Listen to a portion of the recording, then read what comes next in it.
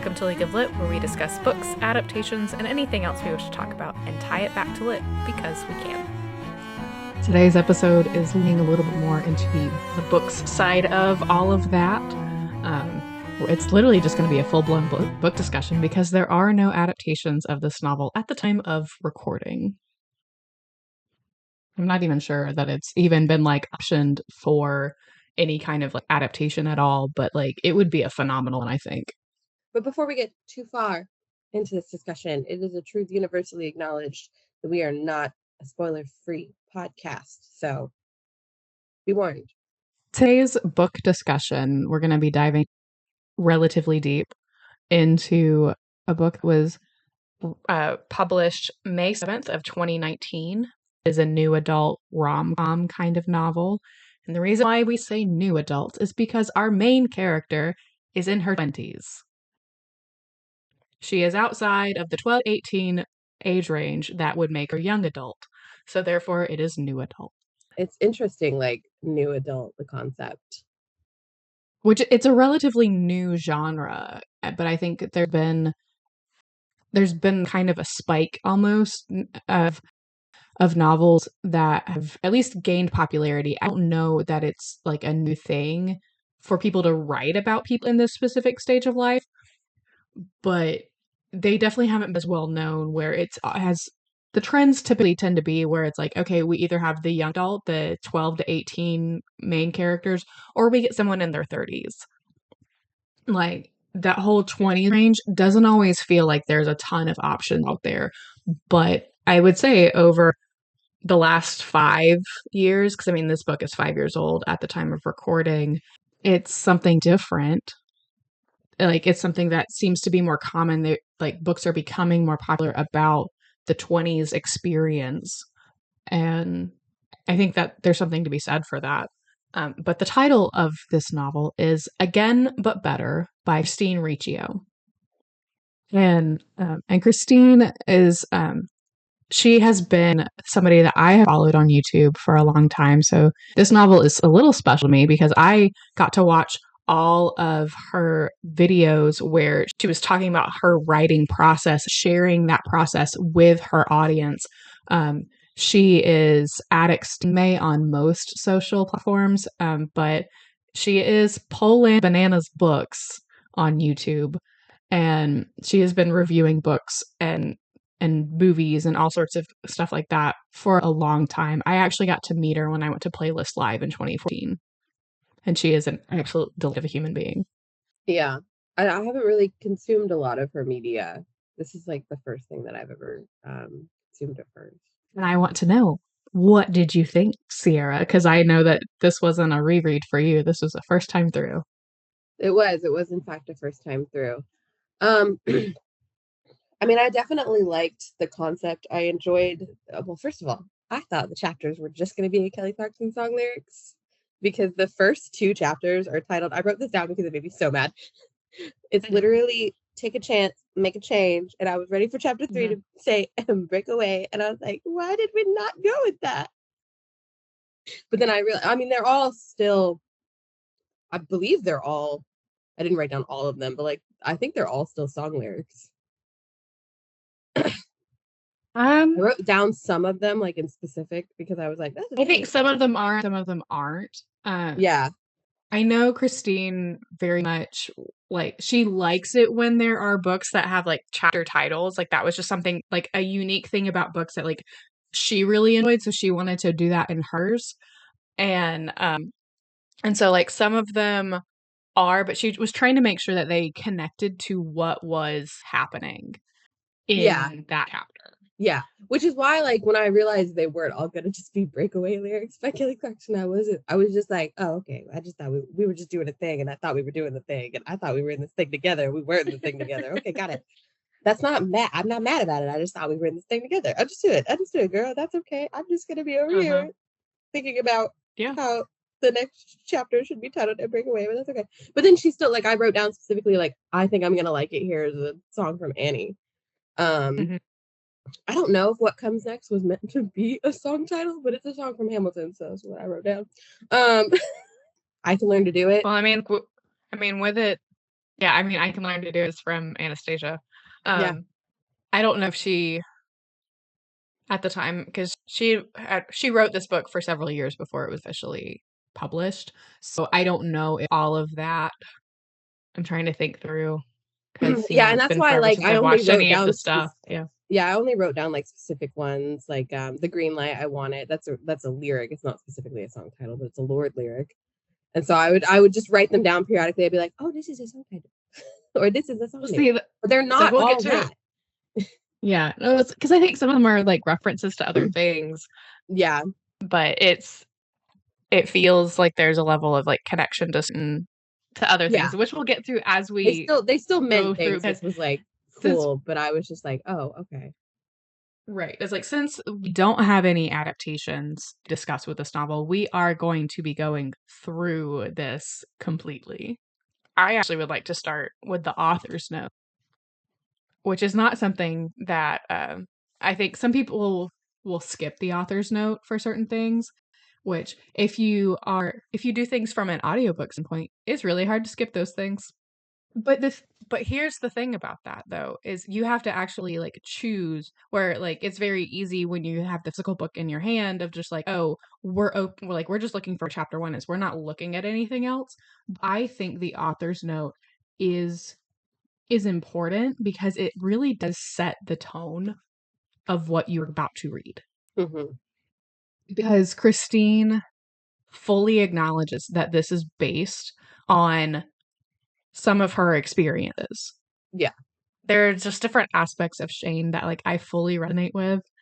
And I think that's one of the reasons why this is a 5-star read. It was 5-star read the first time I read it. It was a 5-star read when I finished it like last time. Like it's just there is something I connect with so like on a personal level that made it, even though like I'm not a huge romance person, Mm-hmm. like I'd much rather read the mysteries. Like that's just more of like what I'd rather pick up. Yeah. But this is like a refreshing read that it hits a little closer to home because I can look back at my college experience and no, I wish I would have done something different. I would have liked an again but better moment for some of the things that I didn't do. Mm-hmm. And like there are dangers in sitting in that.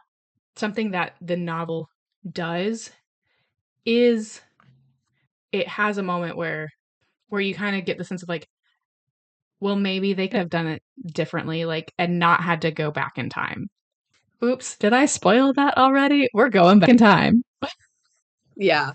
And I think one of the like the aspects of this novel that also makes it really fun is like it's time travel. It's just a fun ride from beginning to end. But starting with the author's note, just knowing how personal this first novel is, like it was born out of the fact that like she wanted to read something that wasn't a 16-year-old saving the world because that was the most popular kind of novel for a long time. And to extent it still is a popular kind of novel. Like there are always going to be those novels and there is nothing wrong with I enjoy them just as much as the next person, but getting that like but where am I in this like mess of my 20s? Yeah.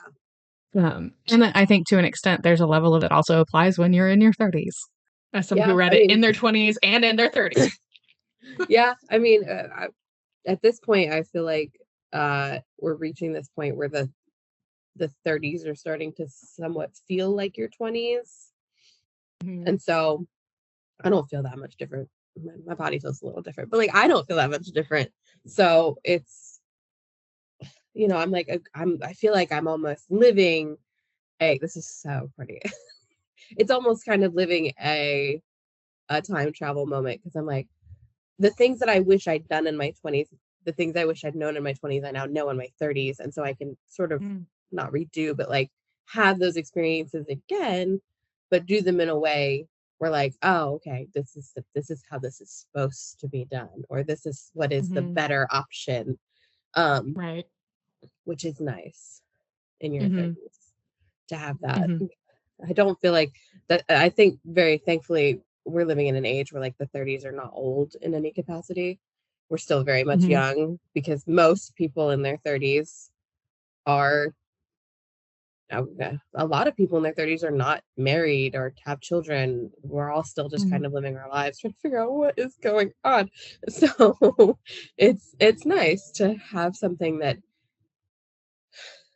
while this book definitely, I'm sitting here, yes, no, this book takes place in my 20s. This book is not in my 30s at any capacity, at least, especially in the beginning. Obviously, it's a 6-year time jump. I wrote it down. It's a 6-year time jump. So obviously that's a big difference between being in your early 20s and being in your mid to late 20s. But even then, like, just from that kind of time jump, like from being a college student to having a career, like that's also Being different. a real life adult. Uh-huh. Yeah, no, it's different. But so like the book is split into 2 parts. And so part 1, Christine like fully dates this novel. So, like it will be frozen in time. There is no, oh, this could also, translate to another time period. Like it is frozen in time between all of the references that are made, which is fantastic. There's so many pop culture references. Which is very much like reflective of the kind of content that Christine makes. And so it's one of those, like, in a way, like if you enjoy the novel, you could potentially also enjoy watching Christine's content. But I can't necessarily speak for other people, but that was one of the things why I enjoyed it so much. It's like, I'm used to seeing this. This is still fun for me, like that kind of stuff. But part 1 takes place in 2011, which 2011, Kara, was graduating from high school / starting college. I don't know. I don't know about 2011, Sierra. I was in college. It was my first year at Kennesaw. My only year at Kennesaw. Let's put that out there. It was my only year at Kennesaw. I only needed one. And then I realized that was not for me. I also didn't know what I wanted to do.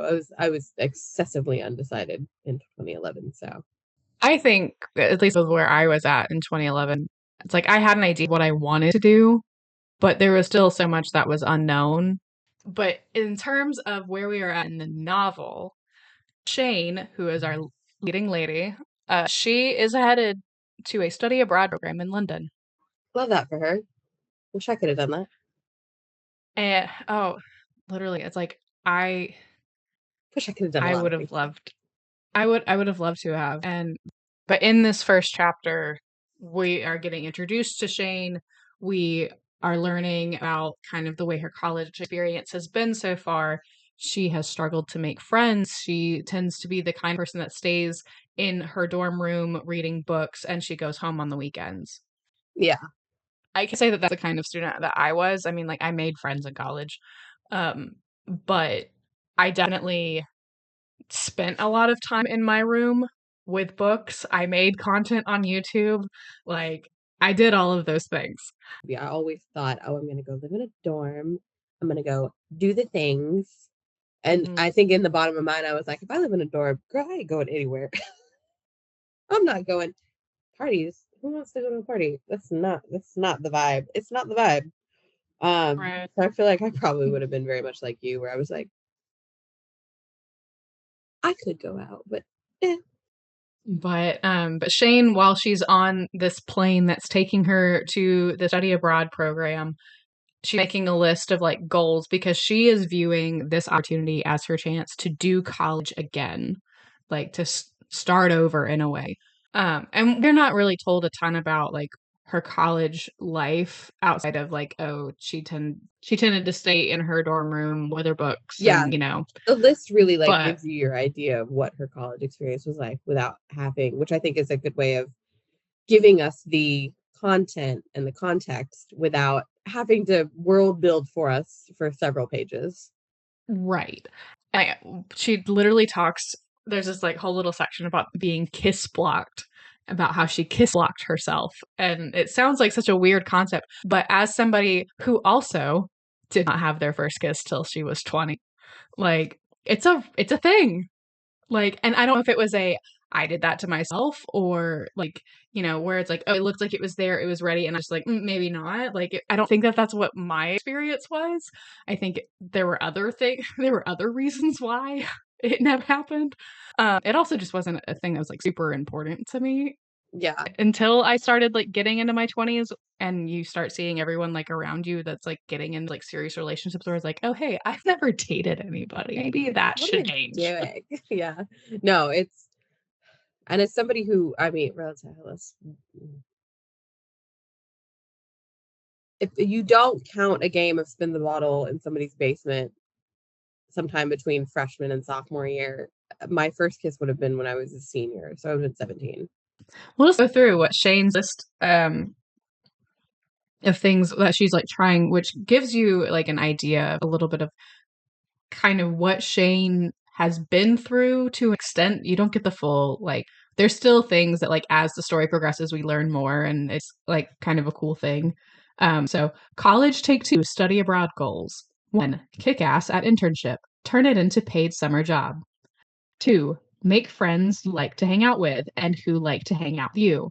And I feel like that's like a big one right there, but Yeah. it just tells you so much about, because like then like there's a brief little break in it where we find like she's mostly like been friends with her cousins. Like she's an only child, so she is mostly just like hung out with her cousins and that's who. But even then, that's also, you get the sense that like that may be a little rocky as well. Mm-hmm. So 3, kiss a you like. Stop kiss block itself, which we've already briefly discussed. 4, have adventures in the city you're in. You've done nothing in New York City during the 2.5 years you've been there, you idiot. I don't know how you live in New York City and don't do anything, but go off. I'm trying to think. Does it say if that's where she grew up or not? That's what I don't know. It's like I don't know that either. I don't think I ever got a 100% answer. know that we ever really got a clear sense of like, is I just know where she at was least from was or in New York not. for college. Right. 5, may try getting a little bit drunk. Don't black out or anything, but find out what it's like to, in a controlled, self-aware environment. You're legally allowed to do that in the UK. Yes, because she's 20, and in the UK you can drink when you're 18. Because heaven forbid. It's one way to do it safely, and if it's like, I think with the fact that the point she makes of legally being allowed to do it, like there's something that she does later in the novel of like being a rule follower, which we'll fully dive into that when we get to the spot, but like you get that sense right here with this rule, like with this goal she's making for herself, that she made, to that you are legally allowed to do this. So why?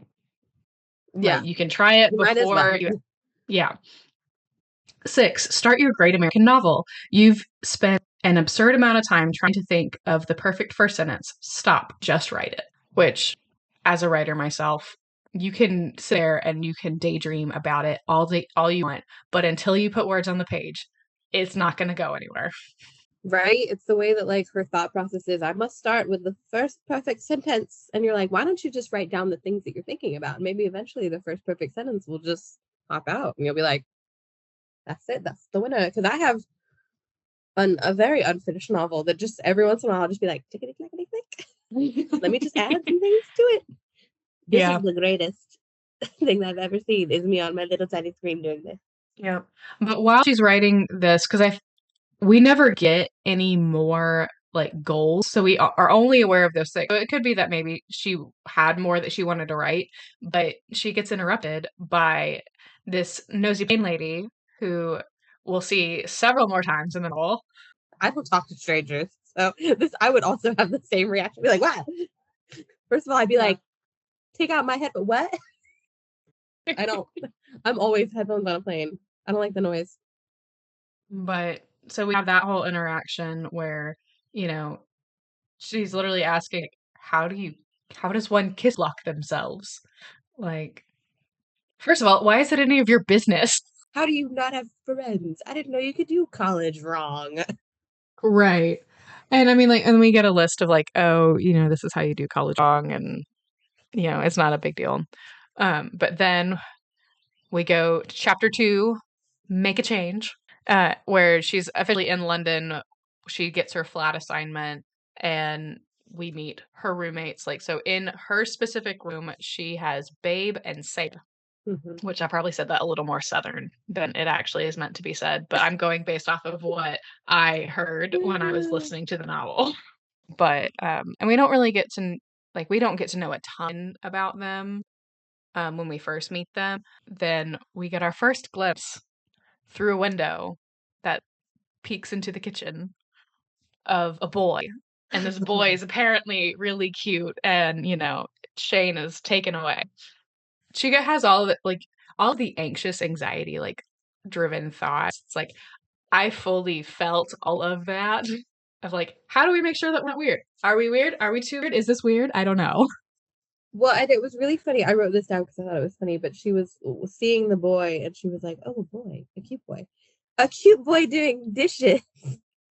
Is there anything more attractive? She literally put this in the novel. Is there anything more attractive than a boy doing dishes? Honestly, at this point in my life, no. A boy cleaning? Say less. I mean, there's like an entire like section on social media. Like it doesn't really matter which platform you go on where it talks about it's like, oh, the most attractive thing a man could do is help you clean. But then they decide to go into the kitchen, and that's where they meet Atticus and Pilate, who are the other two people that are in their flat, but they're in a different room. It's really interesting to me. The names. I was like, what are we doing here? What are we doing here? She's like so unsuspecting being named Shane. And then you just get there and you're like, Sarah, Atticus, Pilate. And you're like, what are we doing? What? But English people, are they pretentious? Is that the thought process? I don't know. Well, but it's not like this is a study abroad program. It's not like they're necessarily. That's true. That's It's true. like it's all from this one specific program based in the US. Now, that doesn't necessarily mean because Atticus doesn't go to that university. Yeah. And I don't know that it's ever really clear whether or not Pilate does either. But Not that I recall, to be honest with you. I didn't write it down. Yeah, it's like, but it is at one point like specifically mentioned in the novel that Atticus is not a part of their the university that this study abroad program is a part of. So therefore, they once it's all done, they don't really see him anymore. Yeah. But Pilate is the boy that Shane saw through the window. Yes. Pilate is the boy. I like Well, their meeting is funny. Like a pilot? Like the first episode of a show. Let me just keep talking. Let me just keep word vomiting until I just, melt into the floor. That was what that was giving. Oh, very much. Very But I mean, much. I'm not gonna lie. If I met somebody named Pilot, I would be like, at least saying these things in my head. I don't know if I'd say that out loud, but I'm like Pilot, okay. But like, I think it would probably just depend on like how comfortable you yeah. felt in the situation. And like, if I feel to an comfortable enough, extent, I'd be like, that's interesting. I don't know, especially with like some of the other like thoughts that we are privy to for Shane. I don't know that she was fully comfortable, but she was definitely trying to put herself out there more because that was like essentially one of her goals with this doing it again. In chapter 3 is like because the way that like these chapters are kind of structured, like they don't always it's like, oh, we're at the conclusion of this like little thing, so we're going to move on. Like, and I think it's like I don't think that there's anything wrong with the way that they like the way it works. We'll get into the numbering system later because that's also like something that's still like pressing in my brain of like I need to talk about it, but we'll get there. In chapter 3, they go on a tour of like the whole area, so like their study abroad like program people are making sure that everyone knows, hey, this is where you go for this is where you go for that. And um and we get to learn that like Shane has a blog. Mm-hmm. And she has decided while she is studying abroad that she is going to turn it into more of like a travel blog while she's doing this study abroad program. Yes, that is her goal, is to work on her blog and post short stories of all of her fun adventures in London. Which, listen, I get it. I would also at this point be like, yes, no, I will write things. There's so much to do in London. So much to do. Yeah. As somebody who's And never been there. Well, I was like, and there's like, I mean, there's cute moments throughout the entire novel between Pilate and Shane. Mm-hmm. But this is probably like the first one where like Pilate sees Shane writing, shows interest, asks about reading something that Shane has written, and that's when we learn that Pilate writes music. Yes. I mean, Which, I mean, his name is Pilot, so you got to do something cool if your name is Pilot. Not gonna lie to you. You have got to have a pretty cool job if you're gonna be called Pilot. Unless you're gonna be a pilot, you gotta find something really, really nifty. I would get this in.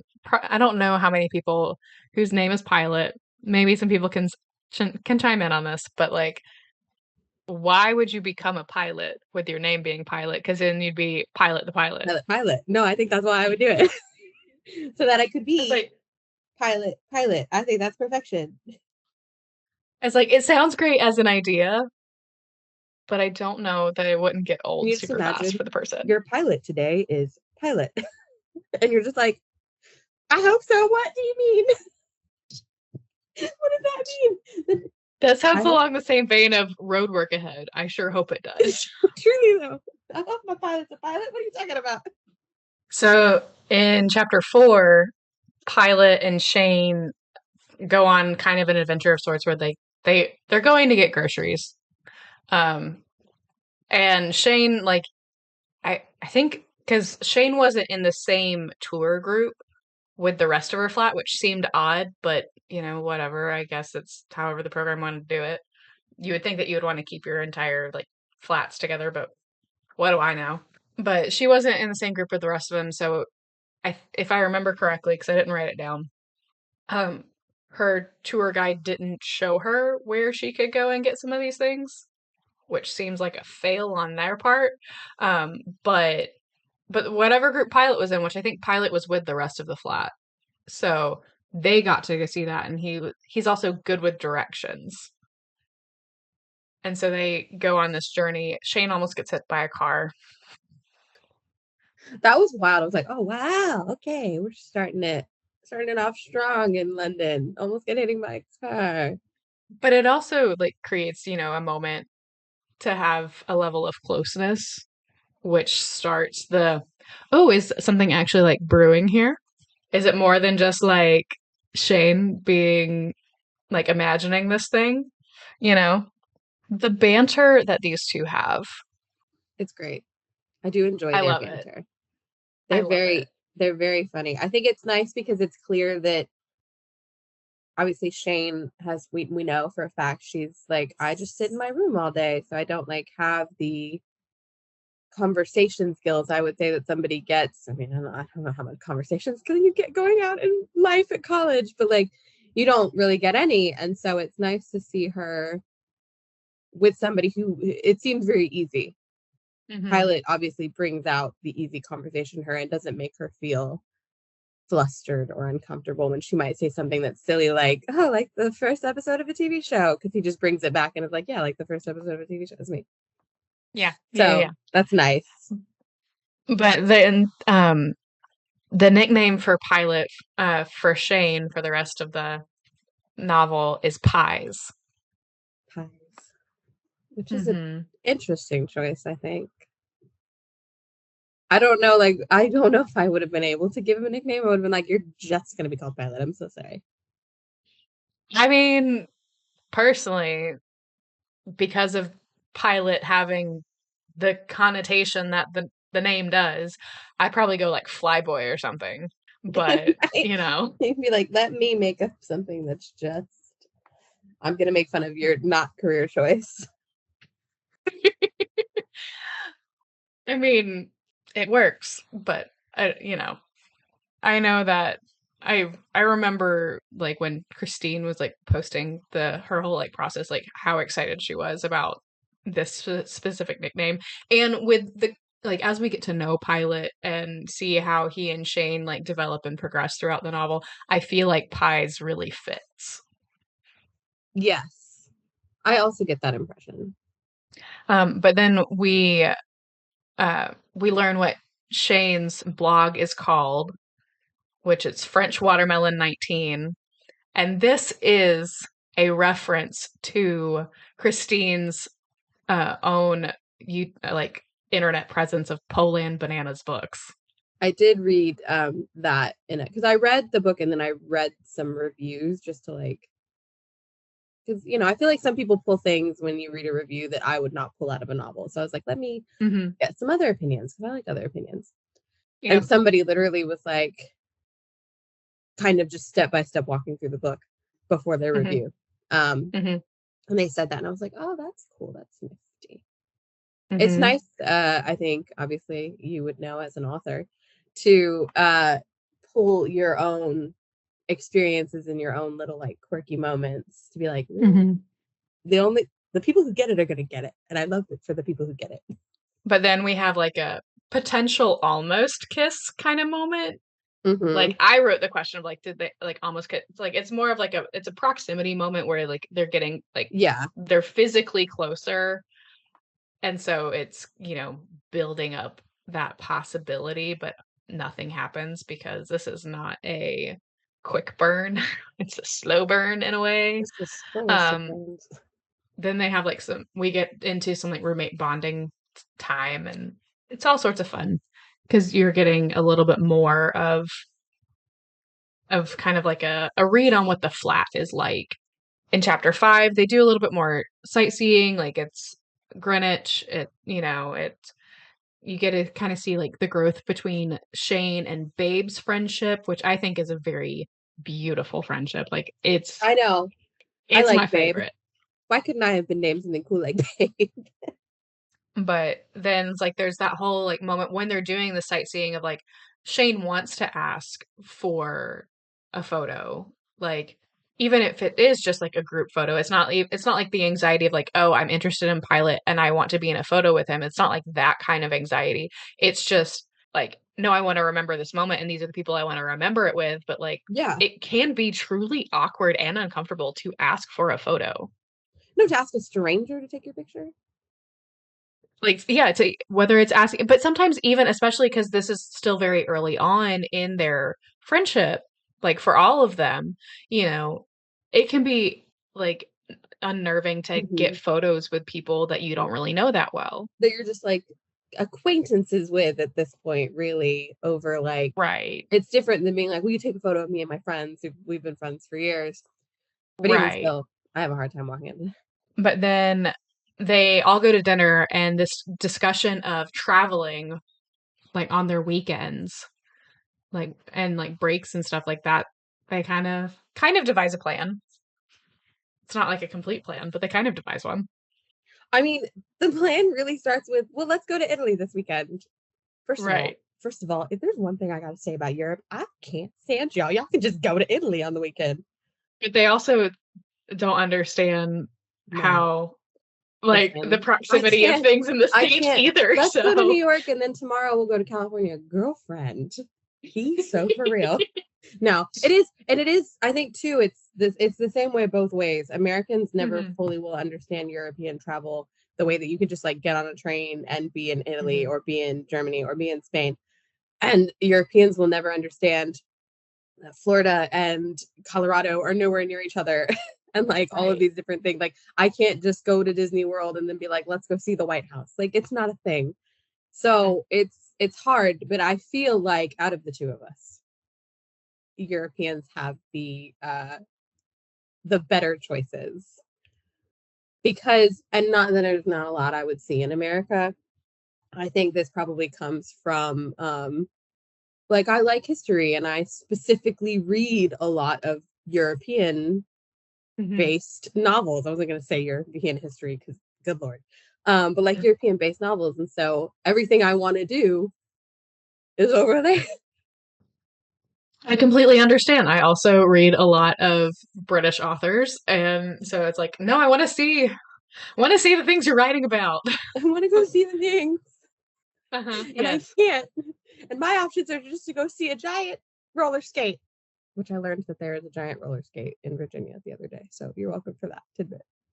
I mean, there's a giant chest of drawers in High Point, North Carolina that has a giant sock hanging out of it. It's just also really funny because like if I went to Europe and I was like going to all of these places, I'd be like, these are these ruins that have been here for 3,000 years. And this is super great. If you come to America, come see the giant roller skate or the giant chest of drawers. What culture we have here. So, moving on to chapter 6, we get another round of like Shane and Pilot talking about her writing, and they go on like another little adventure where there's like walking around and doing things. That's where we learn that Pilot has released some music on iTunes because that's how you could do it back then. Buy our Um, album on iTunes. uh-huh, uh-huh. Spotify was still relatively new and not as widely known as it is right now. Yeah, no, I Um, mean, back in the day, I had iTunes. Back oh in the yeah. day, not now, Oh, but me back too. in the day. There's this like whole little like fun little banter thing around Starbucks being like an old friend, only to walk in, see the lady from the plane, and not being able to order any of the things that you are familiar with. Like that's more of a reflection of like, okay, there are going to be certain things that like exist in American versions of this chain versus an international version of this chain. Yeah, because McDonald's is another really good example of that.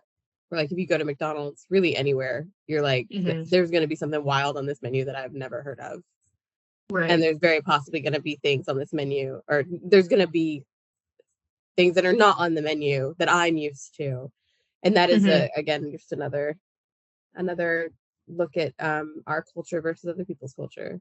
But we Right. also, as Americans, we tend to like sweeter things. Hmm. We're slightly more processed in our food and our drink. I say slightly. We're aggressively more processed in our food and our drink. And so, because like I mean, think about just the difference between American and British chocolate.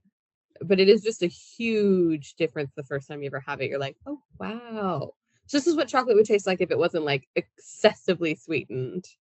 Hmm.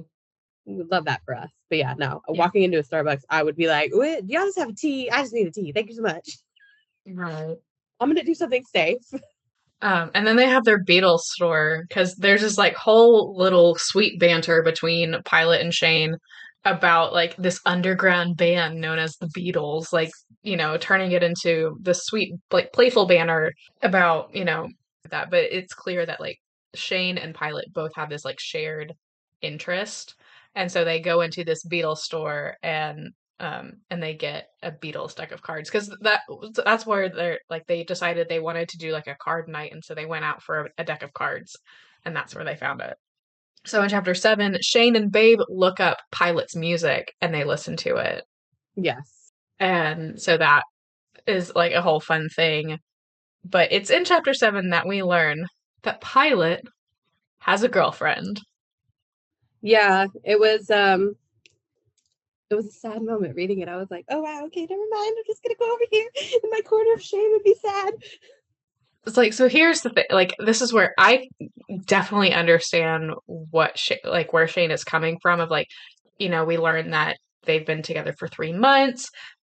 He asked to put it on hold while he was doing the study abroad program because he didn't really want to do the distance, but it sounds like maybe she bullied him into sticking Yeah, together.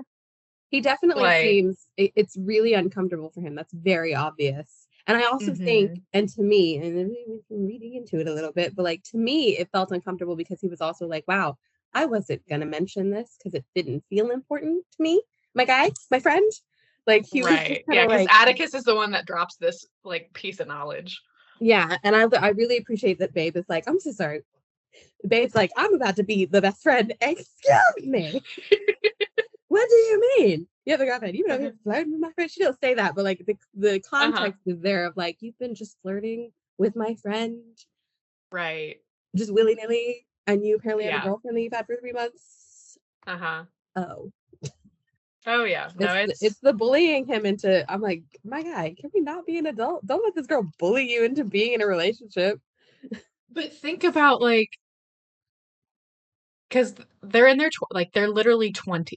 It's not like, oh, they're, towards the middle of their 20s. Like they are literally 20. Think about some of the experiences that you had when you're 20s. It's like there's still some of that like high school, oh, I can peer pressure bully you into doing the things. Yeah, no, I Like agree. Sad but true. it's unfortunate, but it is a reality to where we eventually reach a point in our lives where we're like, no bullying here. So in chapter 8, uh, that's when we kind of start learning a little bit more about the fact that Shane's not actually a creative writing major. Which is, I mean, it wasn't necessarily shocking, I think, coming into chapter 8, even as little as we know Mm-hmm. about her family. Mm-hmm. When we got like the backstory, because there's a little bit of backstory, I couldn't tell you which chapter it's in, but like where we learn a Mm-hmm. little bit more, like her family's on vacation and she gets along with her cousins, but they tend to bully her. I'm Mm-hmm. saying bullying. It's bullying. She calls it like joking. And I'm like, it's not joking to like call you names and like make fun of you because you like to just sit at home and read. But at some point, like her Mm-hmm. dad like pulls her book out of her hand. I was like, oh, there's no way this man is letting this girl be a creative writing major. There's absolutely no way. Mm-hmm. So it wasn't Yeah. like a big shock. It's a disappointment. The same way Yeah. that I'm sure Shane is disappointed. I was Yeah. disappointed. I was like, oh, sad. But we also get to learn about like her Pact for Traveling internship, which Pact for Travel is a travel magazine in this world. I don't think I don't believe that it's an actual I've never heard of like it. thing, but it's Not that that means a lot, um but yeah. It's like I feel like this is purely fictional for this. Um but it's, a travel magazine that she has been paired up with for the study abroad, like because this is part of her program that she is in. And then there's this whole moment of Pilot bringing a nameless guitar and how, things need to be named. I agree. Have we learned yet? I feel like we have. I feel like it's been referenced. That like Shane's laptop's name is Sawyer. Mm-hmm. And then she refers to her journals as Horcruxes, which I think is honestly kind of When I genius. read that, I was like, but it's literally like, this is this. You listen, I understand why we're doing this. This is genius. My God, we were in 2011. But it is a cute moment, and they land on Lucy. And then we get to learn about Schwednesdays. In all honesty, I kind of want to do Schwednesdays. I wouldn't be mad at a Wednesday. Would not be mad at a Wednesday, which Wednesday is Shawarma Wednesday. I love a shawarma. I love a chicken shawarma. Oh, 10 it's out of 10 would do fantastic. Wednesdays. And this is pre Avengers shawarma. Not the Avengers shawarma scene. This is pre that scene because that is specifically mentioned later in the novel. But then they also have their card night, and it's just fun seeing all this like fun flat bonding, and it's like despite the weird hiccup of, oh, Pilot has a girlfriend, like you can see that they're still at least trying to make it work as like friends. Mm-hmm. Yeah, they're Because it's trying not to like move around the little bit of awkward tension that they both definitely felt. in chapter 9 is when we get to see Shane go through her first like round of classes, kind of. It's like a proprietary, like she already has the job with Pact, but she still has to do this like interview. Like, but I mean, if you think about it, that's like really smart because you're getting interview experience. Yeah, no, it's very smart to do that. Interviews are not fun, so it's definitely, if you can get as much experience doing it, I recommend. Yeah. Oh yeah, yeah. But in one of her classes, her professor has them write a postcard. Like they're not mailing these postcards. It's just something that they just have to do. And Shane chooses to write these postcards to her parents. So like in a way, she is spilling out the truth because at this point her parents don't know what she's doing. Um they think that she's doing this pre-med thing, Yeah. and that's not what she's doing at all. a Direct dangerous opposite. a dangerous road, girlfriend. It was really important to her to do it. And so we get to kind of get little bits and pieces through the different postcards that we'll get to see throughout the rest of the novel. But this was like the first postcard, I think, that we get in the novel. And so it's kind of cool. Then chapter 10, Romama, which I remember Christine being so proud of herself for this chapter title. Because it's a play off of Bad Romance, but they're in Rome. So, I literally read it Um, and went, like, I made the, I'm not gonna sing it, just good lord, but you know what I sang in uh-huh. my head immediately. I was like, oh yes, hello, Lady Gaga. Yes, yes, yes. Now we get to go on this journey for Rome for the next few chapters. And so they kind of go through all of that. Shane accidentally loses her crossbody bag. Is like the lost crossbody bag is probably the first moment where it's like you really get to see the kind, at least the kind of friendship, because you could argue that this is kind of a friends to lovers in a way, kind of, not completely, but kind of, Kind of, yeah. um, where you get to see Pilot like truly encourage Shane to like not let this thing ruin her trip. It's like, how many times are you going to get to be here? Yeah, it's definitely a Like, moment of like, oh my god, I can't let this completely destroy everything. But my entire life is in that verse as well.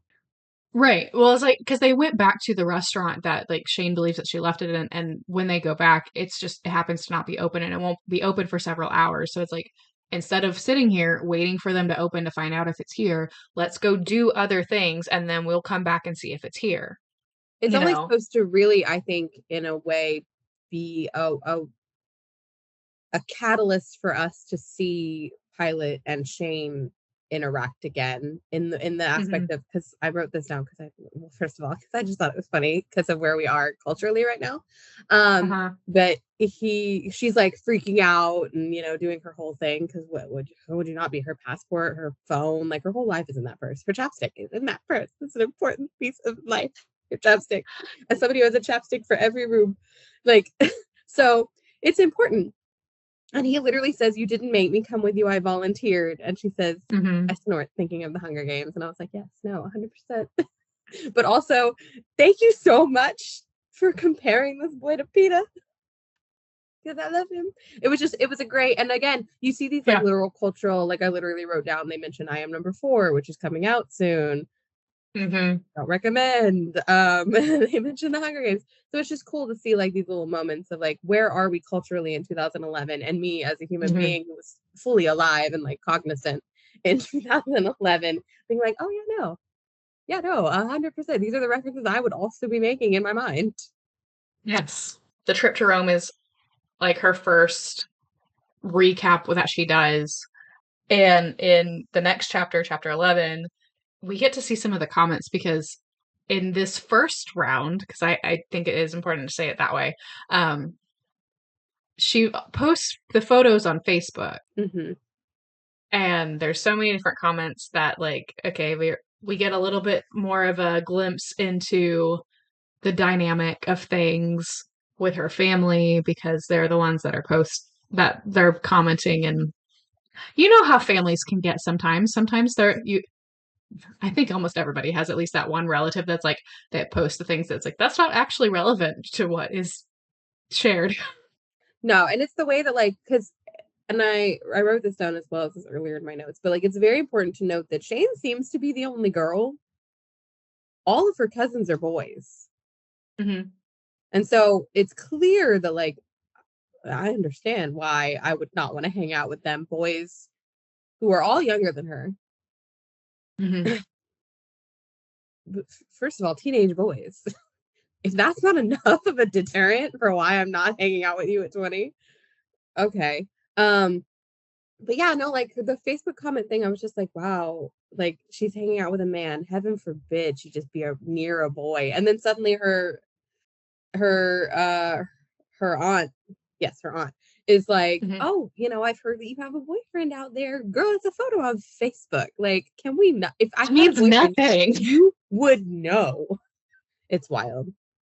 I think that they think it's like playful teasing, Uh-huh. but I think that it's important to note like those kinds of things can be very damaging Hmm. to anybody, not just a young Hmm. girl. Yeah. It works and it helps like heighten some of the stakes, if you will, of kind of what's happening. Because it's like for Shane, she's experiencing all of this pressure from her family, but then we haven't learned it yet, but we'll get there of like kind of a level of the pressure that comes because Pilot is tagged in those photos. Yeah, it's not just like, oh, my family's commenting on this, whatever. I'm friends with this man on Facebook. He's tagged in these photos. I've learned that he has a girlfriend, and you all are being inappropriate. And it's Yes. the way that, like, specifically her cousin Leo, who I believe is the closest in age to her, Hmm. is taking it further and further, even when she's like, stop. Teenage boys, ladies and gentlemen. It is what it is. But also in this chapter, we're introduced to the idea of Chad for Babe. Apparently, she always plans his birthday. Mm-hmm.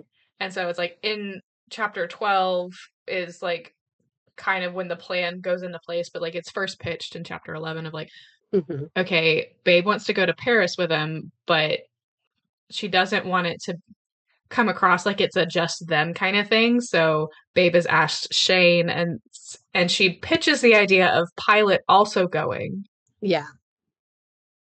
And so like Shane rightfully kind of internally freaks out of like a double date kind of deal. Like, you know, this man has a girlfriend, like It can't be a double date because he has a girlfriend, but we're going to Paris, which is very romantic, and it's only going to be 4 of us. And Chad and Babe are trying to get together. Well, at least Babe's trying to get with Chad. So there's like the spiral that you do. I don't know if this is a female thing or whatever, but like there's that I think it's spiral more of of like an like, anxious human thing. yeah, an anxious human thing of like, this is where I started. How did I get to point Z? All of these, none of these are in alphabetical order. Yes. Not a one of them. So then you have to Yes. try to work it out in your brain.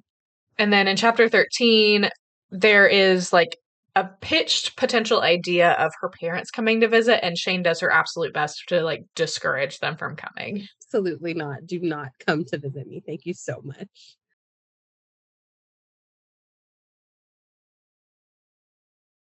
Listen, Which I is, used to play Angry Birds. Another moment. I think it's one of those like stronger, like, no, this pinpoints this in this time.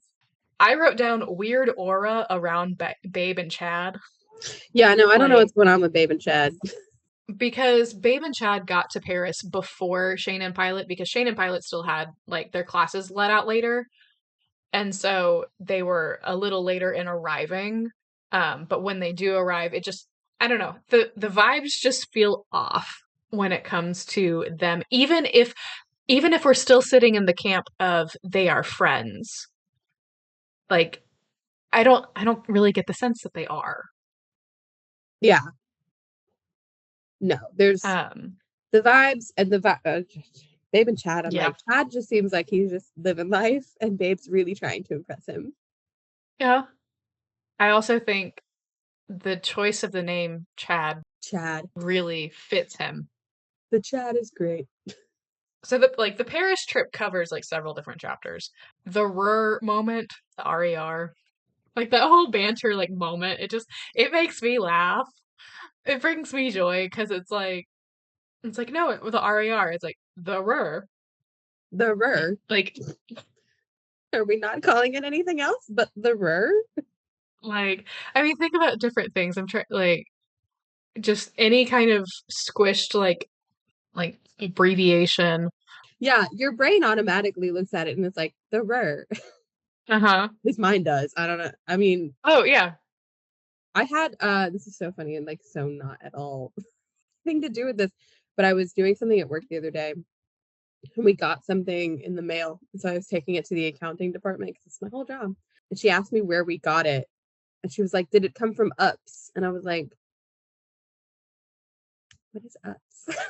Which is wild because like my brain, but I think it's because I've never ever heard anybody say Ups. I've only ever heard anybody call it UPS. And so when she said Ups to me, I was like, what do you call the US Postal Service?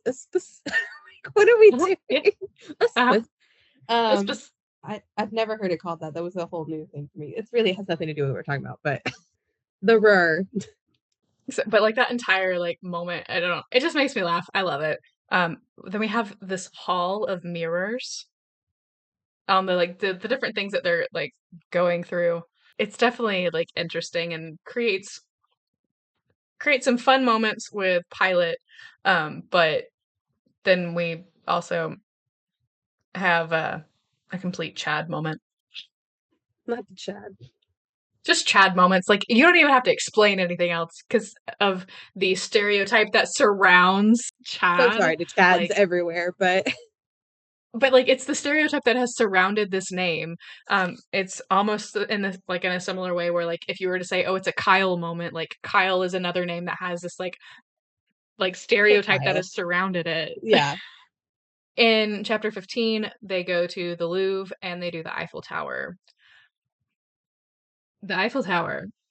I literally wrote Chad being Chad because Chad being dude Chad. is just like he's not picking up what Babe is putting down, and it's No, like not at all.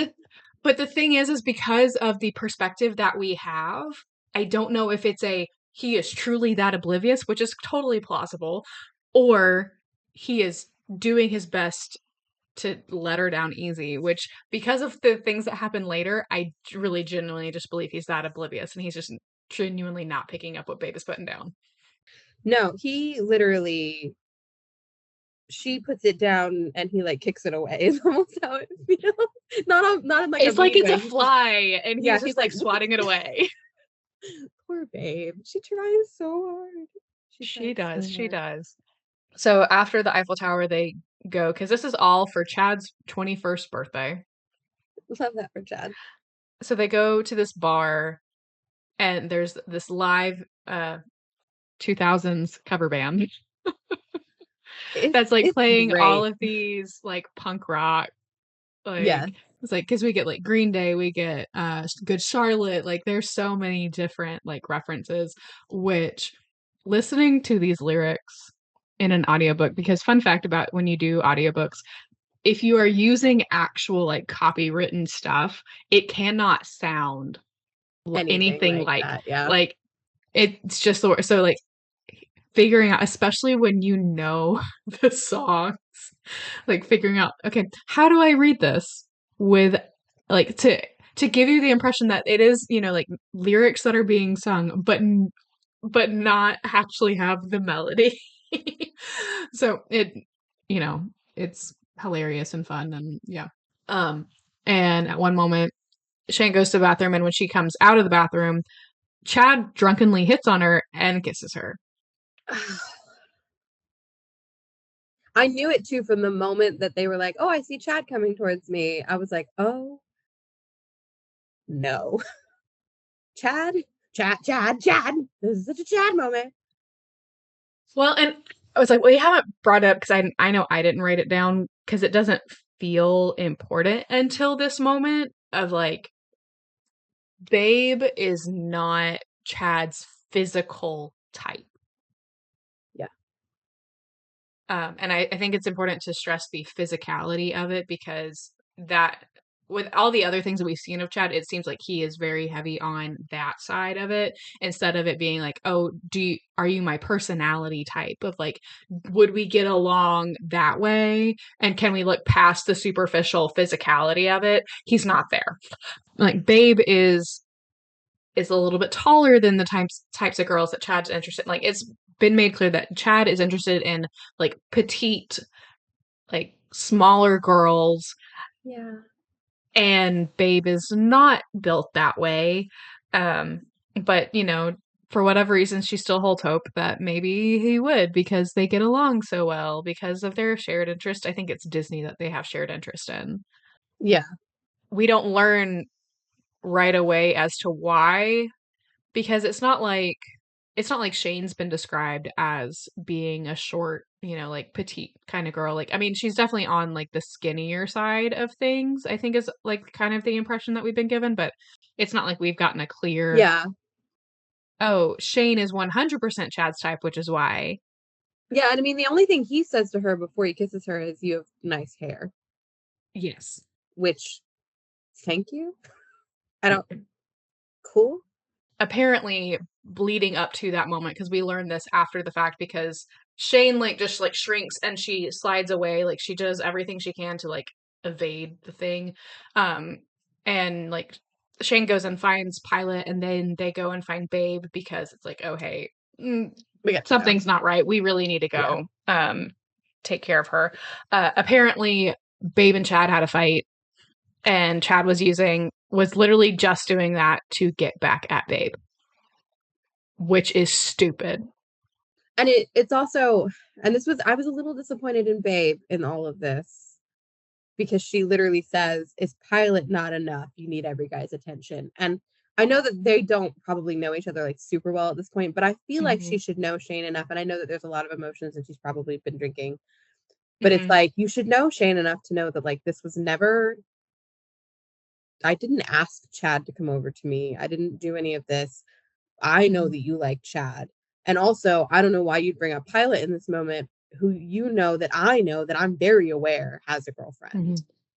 And so Yeah. it's definitely one of those things of like, it's a sad moment because I hate when women in any sort of media Mm-hmm. do this thing where they play off of each other's anxieties and fears and all of that in order to hurt the other person. It's always disappointing to Right. me because I hate that, like, No, yeah. I think it's only really perpetuated because culture perpetuates it in this kind of way. Mm-hmm. We wouldn't do it if it wasn't something that we see all the time. Right. So it was a little disappointing in Babe, a little. Well, we'll be okay, but like it was a little disappointing. It's not really discussed as to whether or not um they will continue. It's like I want to say it maybe as I'm trying to think because this is where sometimes knowing the full scope of the Yeah, novel, if it's like messes with your brain. was Yeah, it at this point or was it later? The idea of potentially like Shane and or Chad and Babe not being in the same room because yeah, that's one thing we completely totally missed in mentioning was like in the way that like this parish trip was set up and this is 100% like Babe trying to make things happen that probably shouldn't happen in that like there wasn't a room at this hostel where all four of them could be in the same one. They had to be in two separate ones. But they were at least with each other. And Babe's logic that she presents is I figure we can have each of the boys. That way we feel safe with the other people in the room. no. I mean, So at like, this point, they go back and Pilot and Shane sleep in the same room again. yes. I'm like going Because through what happens next.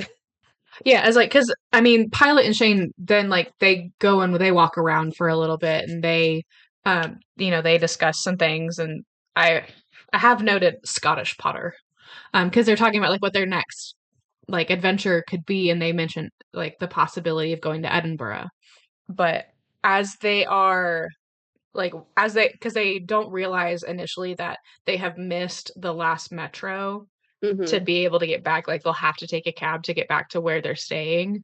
Yeah. Um, Shane gets pickpocketed, Yes. or at least there's an attempt that's made. And that like creates a whole nother like set of emotions. Right. She's already on a level 100. Let's put her on a level 200. Right.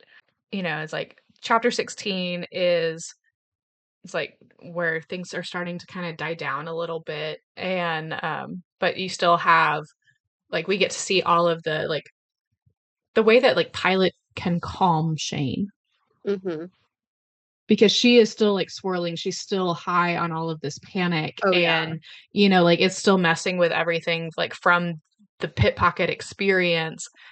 And Pilot just happens to be able to like pluck her out of all of this anxiety and bring her back down. Mm-hmm.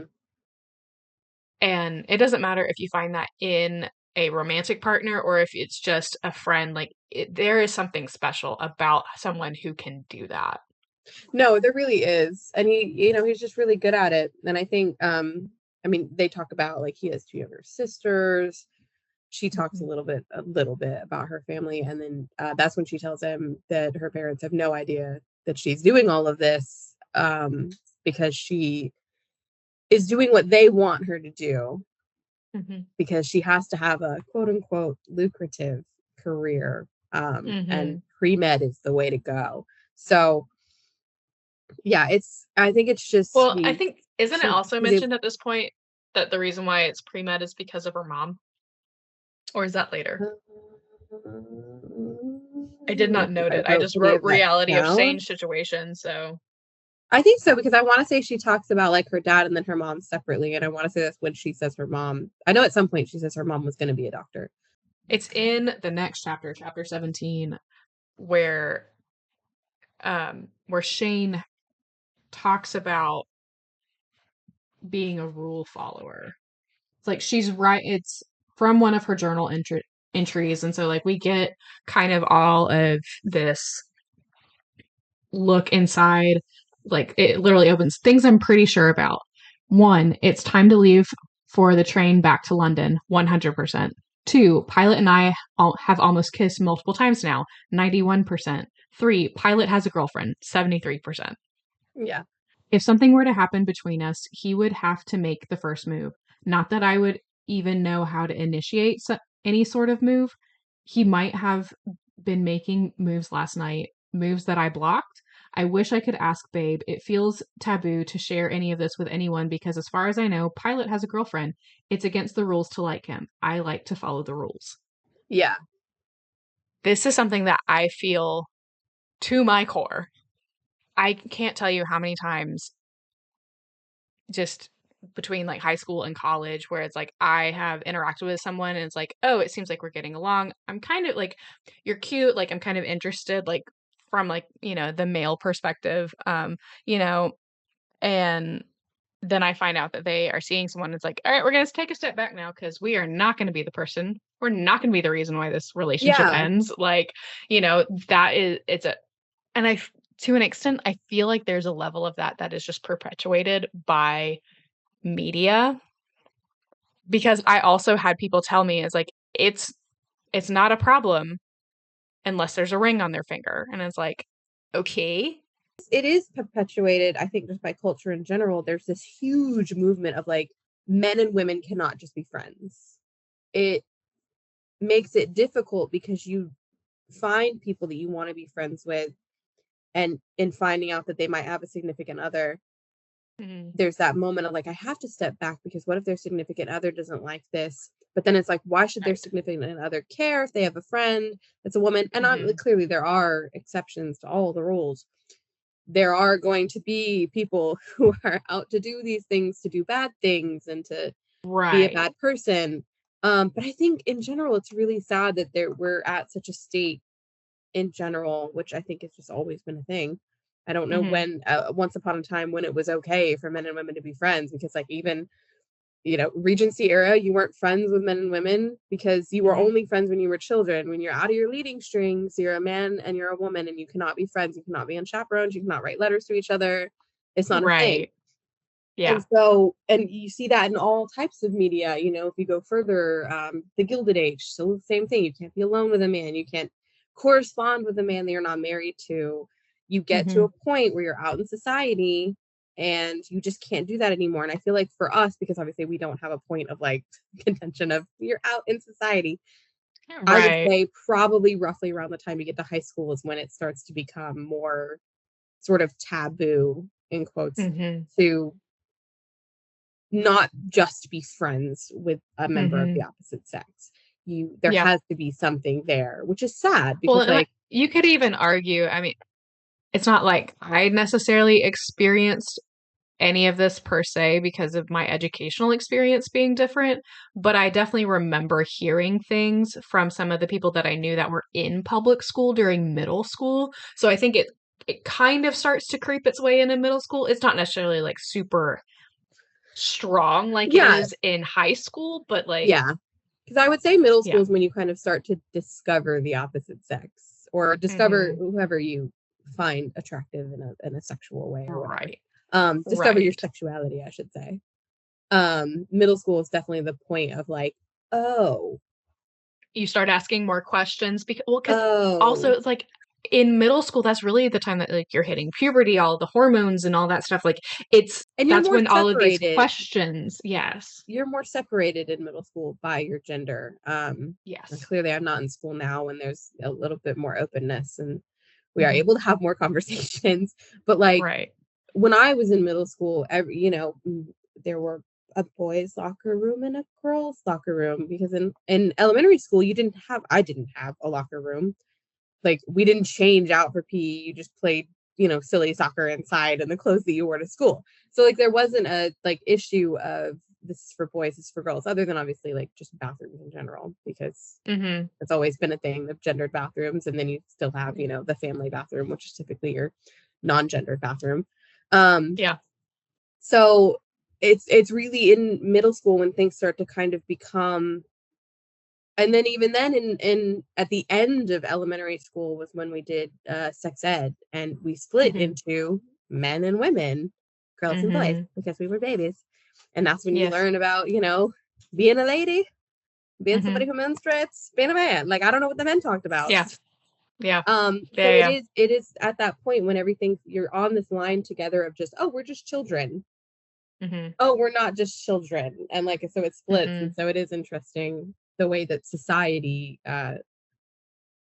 sort of forces us into that as well.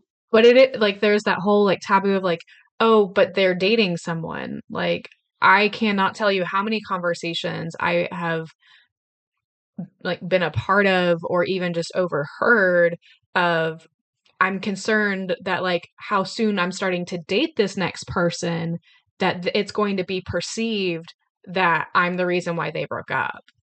Even Yeah. if that has absolutely nothing to do with anything. Like that was a Mm-hmm. genuine concern. Concern. Yeah. And you can get that sense from what Shane is writing Shane is where she's going through. Yeah. like she doesn't want to be that girl. If even if Pilot breaks up with his girlfriend, to not be named, um, Mhm. if he decided to date me, how would that make me feel in the aspect of like, Mhm. okay, well, he just broke up with his girlfriend. I feel bad because I feel like I broke them up. But I also am over here like, is he just dating me because he just broke up with his girlfriend and I'm here and I'm Mhm. clearly interested, you know? Right. So that's also another hard line to be at. It's all those weird unspoken but spoken rules around relational culture. Yeah. There's a lot of weird and unspoken rules about relationship culture, which is so odd. I just don't know why we do it. I don't either. And I'm sure, again, we do it because of society and the patriarchy and all that good stuff. But like, it's just how the I world don't know works. if that's necessarily the patriarchy per se on that one anyways. Because I think and some I of don't it has know to how do with the patriarchy and how I would say specifically how women feel in regards to a lot of it. that I could get behind, but there I don't know. There's still some of it where it's like I don't know. So after like Shane has all of her little like freak out moment that she's like writing down, we clearly get to see how Chad and Babe fall out after everything that has happened. I'm not getting in a taxi with her. First of all, sir, I don't know what I did to upset you other than say that I liked you. Like, he was so offended. It's Chad behavior. Like, I don't even know that we get a clear enough picture to understand why Chad is being so dramatic about it. Because, like, the point that, like, Pilot and Shane, like, point out of, like, dude, it literally took us 10 minutes to find this one taxi so we can get to where we need to go. And now we gotta wait for another one. Right. Like, are you sure? Like, are you going to be really that, like, idiotic that you're going to prolong how long you, like, because I don't know if they had like, oh, we have to like be there at a specific time, or if it was just like, oh, this is when the next train is, and we're aiming for that. Like that's where I'm not sure. On it's not like, oh, you're getting on a plane and you have a specific seat on this plane. Like that's where it's like I wasn't fully clear on that. I don't think it's that way, but and so then we get to see Babe and Shane go through their cab ride, and it's sad. I mean, it's at least good for them to have the bonding moment of like, screw Chad. Right.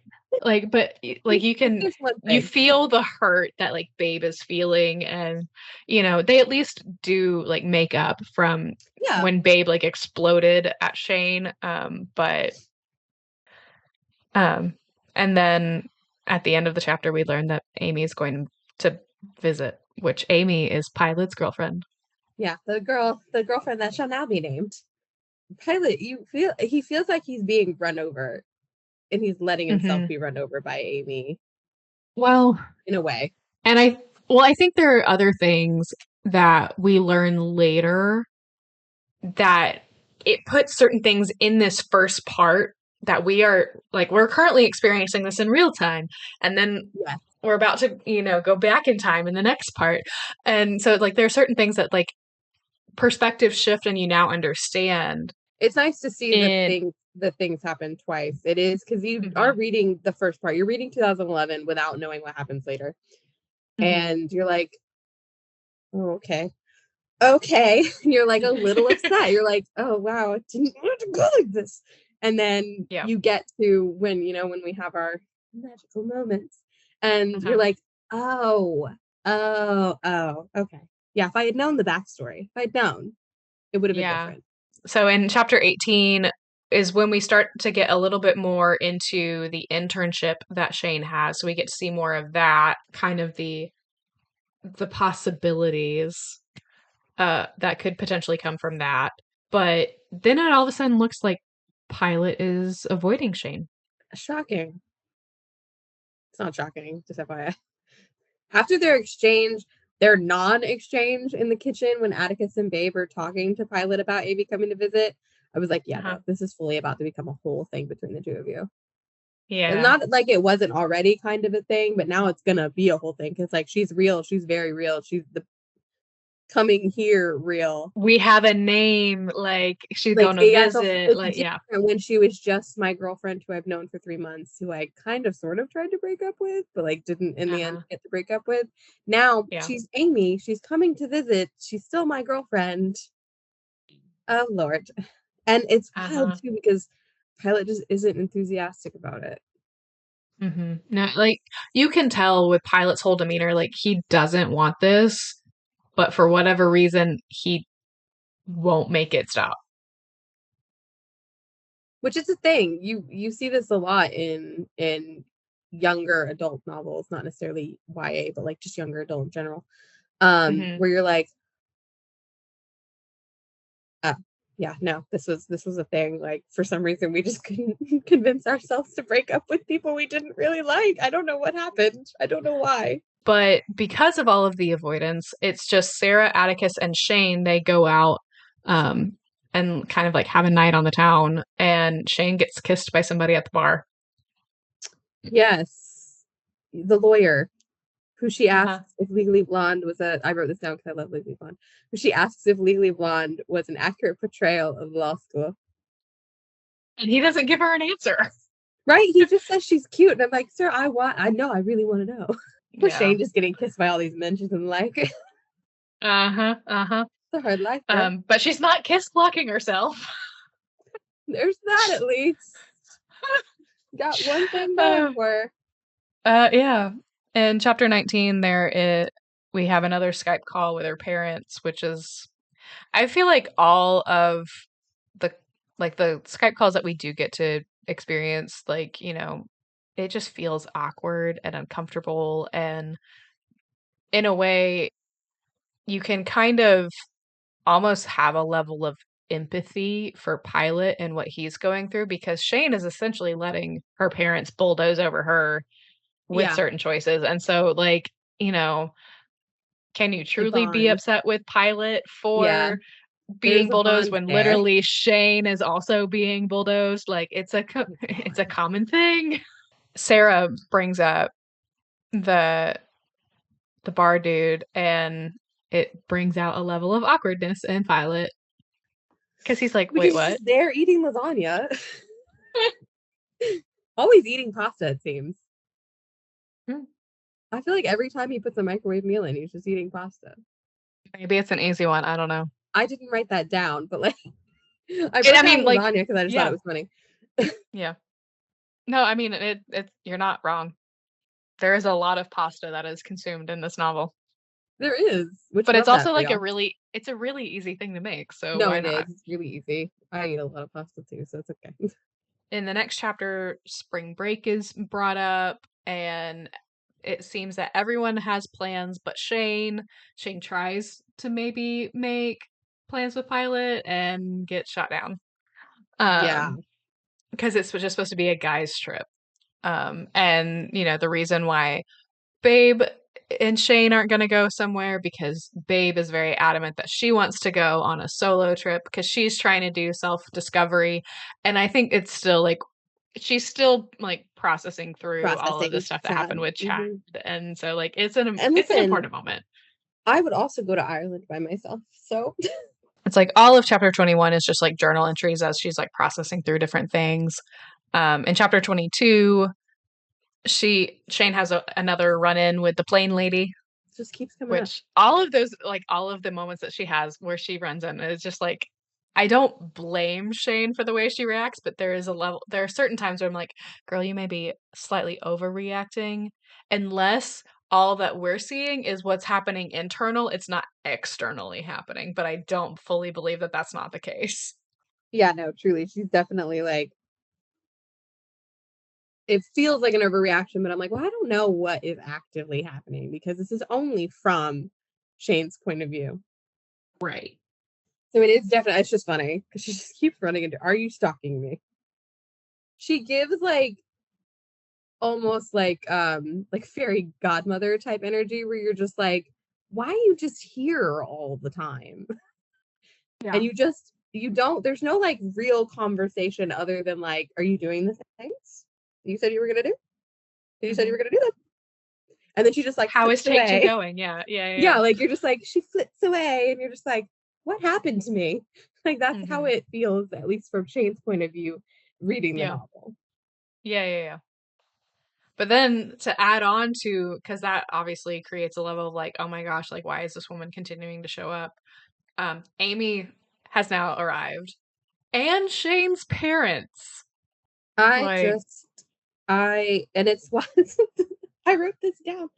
The things I wrote down are just always like, these are such me references, but she's literally watching Glee and mhm. they're singing Blame It on the Alcohol. And then suddenly you're just like, Pilot's there with a woman, a girl. My God, my life is Uh-huh. ruined. Yeah. The Glee just makes it a little bit more, I think, embarrassing as somebody who watched Glee. I feel ethically embarrassed in this moment. So it felt like a good, important thing for me to notate. Oh, then the next chapter, chapter 23, is titled Thunderbolt and Lightning. Obviously, Bohemian No. Rhapsody, you know. But when with her parents' arrival, they insisted they would not take no for an answer to take everybody out. And Pilot tries slightly to come to Shane's rescue of like, no, but really like we had plans, like talking about him and Amy, like they were gonna go do something. And Shane's dad just literally straight bulldozes over everybody. Which is kind of rude. Yes. Like Just you're a little just bit. telling these children to change their plans because like I said so and I'm You the adult is almost how it feels. yes. But it is in this chapter that the truth is fully revealed, and Shane is kind of disowned at the end of it. Yeah, I'd say that that would be a good way of saying what happens. Yes, Mhm. which is sad. And Thunderbolts and Lightning is very like a clear depiction of effectively what happens. Yeah, well, yeah, and it's the way that like her dad has such a, I mean, I would say it's almost a violent reaction Mhm. to the news that she's in a creative writing. He calls her a little, I can't say the words that I'm going to say, but like Yeah. he literally says that their daughter conned them. I'm like, she's Mhm. also a 20-year-old woman. Like, she's allowed to Mhm. do things she wants to do. And yes, she didn't tell you about it. Like, she's still an adult. Mhm. And like, it's sad that like they clearly don't actually know their child. Mhm. They know the expectations that they have for her and the expectations they've put on her and the things that she has gone with in order to maintain those things, but they clearly don't Mhm. actually know her at all, which is so sad. Like I don't know that we ever got like a full-blown picture. Like there's certain things that as clearly happened in her dad's past Yeah. that makes him feel this way because it's connected to his own father. Because it was that specific grandfather of Shane's that was kind of the starving artist type, Yeah. and it clearly damaged Shane's dad in a certain type of way to where he's like, no, this is not happening for anybody in my family. Yeah. It's just sad. It's like that. I mean, that is, you are on the track to just never speak to your child. Mm-hmm. to just never have a relationship with her spouse if she has one, to never have a relationship with her Mm-hmm. children if she chooses to have any. Like that's the Mm-hmm. road that you are walking towards Mm-hmm. in choosing to say, I'm not going to support the career choice that you're making, Mm-hmm.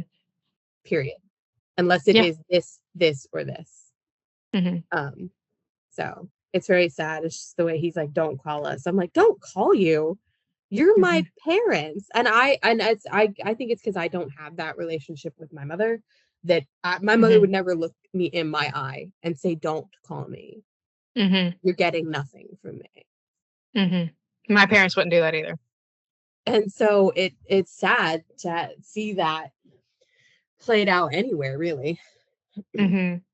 But yeah, so they storm out. He storms out. Her mother leaves a little bit more gracefully. Still paying for Just everybody's a little dinner. bit. Thank you. Yeah. Yeah. And so chapter 24 is going through really kind of the aftermath of it all. But I would say like the most, I don't know if it's really the most significant moment in this particular chapter, but Shane finds Amy reading Shane's journal. Which, I'm so sorry. What do you think you're doing? And it's the fact that Amy admits, I saw it, I opened it up, I saw what it was, and I still decided to read it. It's trash human behavior. We don't Yes. act like this at our grown adult age of 20. We should not be acting like this at our grown adult age of 20. If Mm-hmm. you see something and you're like, what is this? Oh, this is clearly belongs to somebody. It is clearly a private thing. You put it down. And it's just the way that, like, for her, it's just a way for her to be like, stay away from my man, which is Mm-hmm. yet another sad, kind of annoying trope that continuously happens. But it's something you get very used to with adult novels. But not to mention, it's also just like an experience that regularly happens with insecure humans in Yes. Oh, relationships. yeah. Which, like, I would be insecure too. Your boyfriend tried to break up with you before he went on this trip. Mm-hmm. I would have just been like, well, if you're going to do it, why not? Like, why try? Just do it. Right. But, Amy clearly feels like she needs to, like, hold on to him for some reason. It's sad. Well, It's it's sad. like, and it's like, and Amy notes that like it was between the Facebook pictures and now that she's read this, like she feels a certain type of way about it. Mm-hmm. And it's just like, dude, why didn't you just like ask him? And for all we know, maybe she did, and we just Yeah, don't I mean, know we that don't because know, we like, are what their getting, conversations were like, but we know enough but from Pilot's description of their relationship, the little bit mhm, of it that we get, yeah, that, like, it's clear that Pilot was trying to come here not attached. Pilot hmm, was trying to come here on his own to do his own thing. And right, you somehow convinced him to not do that. And now right, you're here. He didn't want you here. That's very clear in hmm, his behavior when he told everybody that she was coming. You didn't want him right, here. Now you're here. And not only are you, like, kind of getting in the way of just my life in general, now you're reading my friend's private life hmm, and telling her that she can't be my friend anymore, hmm, essentially. Keep your yeah, distance is what she says. But, like, yes. trash behavior. Trash behavior. But we also get to see like a really good moment between Atticus and Shane, and like seeing a different relationship form. Because obviously we've gotten several moments between Babe and Shane and seeing that friendship form. We don't get a ton with Sarah, but it is very much like it's nice to see another one of the flat, like kind of that bonding. And I think it was a really sweet moment. Yeah. No, it was really nice to get them to, like, have them have the discussion of expectations of parents, because Atticus is gay and, like, goes into kind of detail about all of that. Hmm. And they have the discussion, and it's good to see two people who feel like their disappointments in different ways be Mm-hmm. able to be like, but you're not. Like everything's complicated. And if your Mm-hmm. parents love you, they will, they have to come around. Well, and it's one of those where it may take time, which I think is the encouragement that like Atticus offers of, it's like it may not ever be like it was, but essentially it was that like sentiment of it's not going to always be this way. And there's even a Um, little moment in the same chapter with her cousin Leo, because he emails mhm. asking like what is going on. Nobody will tell me what's happening. Yeah. And she kind of is like, why do you even care? Like, are you just looking for more Hmm. sort of garbage to throw at me? And he just Hmm. says, I wrote this down. I know how they are when they're mad. Hmm. And I'm like, what? And it's so sad too, because like, well, that's just like family behavior. This is just how y'all interact, which is crazy. Yeah. Just Yeah, crazy. yeah. But I don't have this family experience. So look at me. Shane also quits Pact. She chooses to not worry about getting the credit because that was kind of part of the deal is like in order to get credit for this whole program, she needed to do this internship. Um, but like pretty much with all of the emotions from being disowned, none of it feels important to her anymore. I mean, it doesn't seem to matter like what she does, she is going to be a disappointment, and now she's just kind of wallowing in that. Well, yeah, and she's got her parents are disappointed in her. She can't talk to them. They had this blow up in front of all of her friends, who she now feels awkward around. She can't talk to Pilot, who was, I will say, at that point probably her best friend. Mm-hmm. What do I have? Nothing. I have nothing. Yeah. So it, and then she sends her parents all the postcards and doesn't hear anything. Yeah. So another disappointing moment in Shane's life, while she's in this incredible city doing these, like, could be doing these incredible things, and it's so sad that they ruined that for her. I'm like, obviously, yes, Mm-hmm. we know what's gonna happen later, but like, if you didn't know what was gonna happen later, like I didn't know, Yeah. I was like, this is so upsetting. Mm-hmm. So there's Um, that. yeah. So in chapter 25, they have like the final like flat family dinner. Um, and it goes from like dinner in the flat to they go to a pub and all that fun stuff. Pilot and Shane finally talk. I don't know that things necessarily got better, but and then in chapter 26 is when like everything's wrapped up. Everyone's going to be going their separate ways, and when Shane gets to the airport, her luggage is overweight. So she's having to figure out how to do this.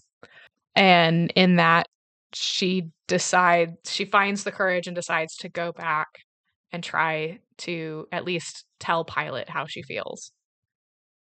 And it turns into a missed moment. Yeah, I hate a missed moment. But Hate a missed um, moment. not only is it a missed moment, but she misses her flight. There's a lot of just not good moments during all of this. The ending, I'm just like, wow. Okay. Thank God this isn't Uh-huh. the end of the book. I'd be so Yeah. upset waiting for a sequel. I'd be like, what is this? When she does actually land back in the States, her parents don't come to get her. They send her cousins. Listen, if I could have words with Shane's parents, I would. I would absolutely have words with Shane's parents.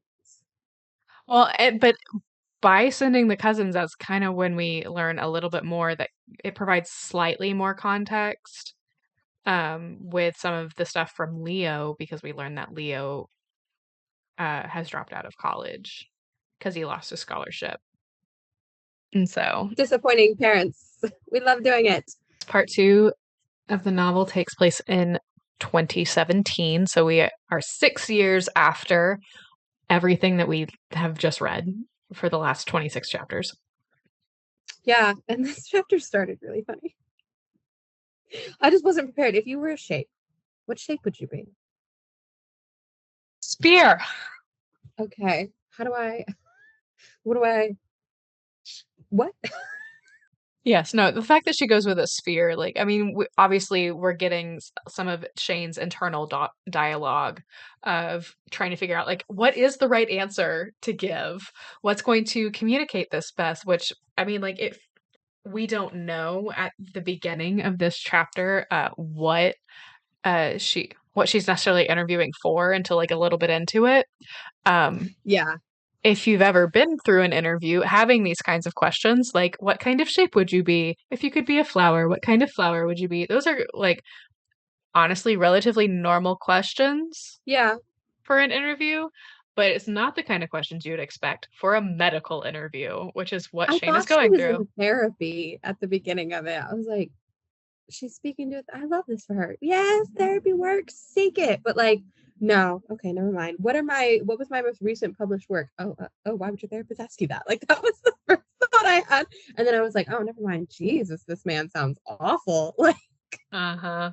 so yeah, I was just like, okay, thanks, I guess.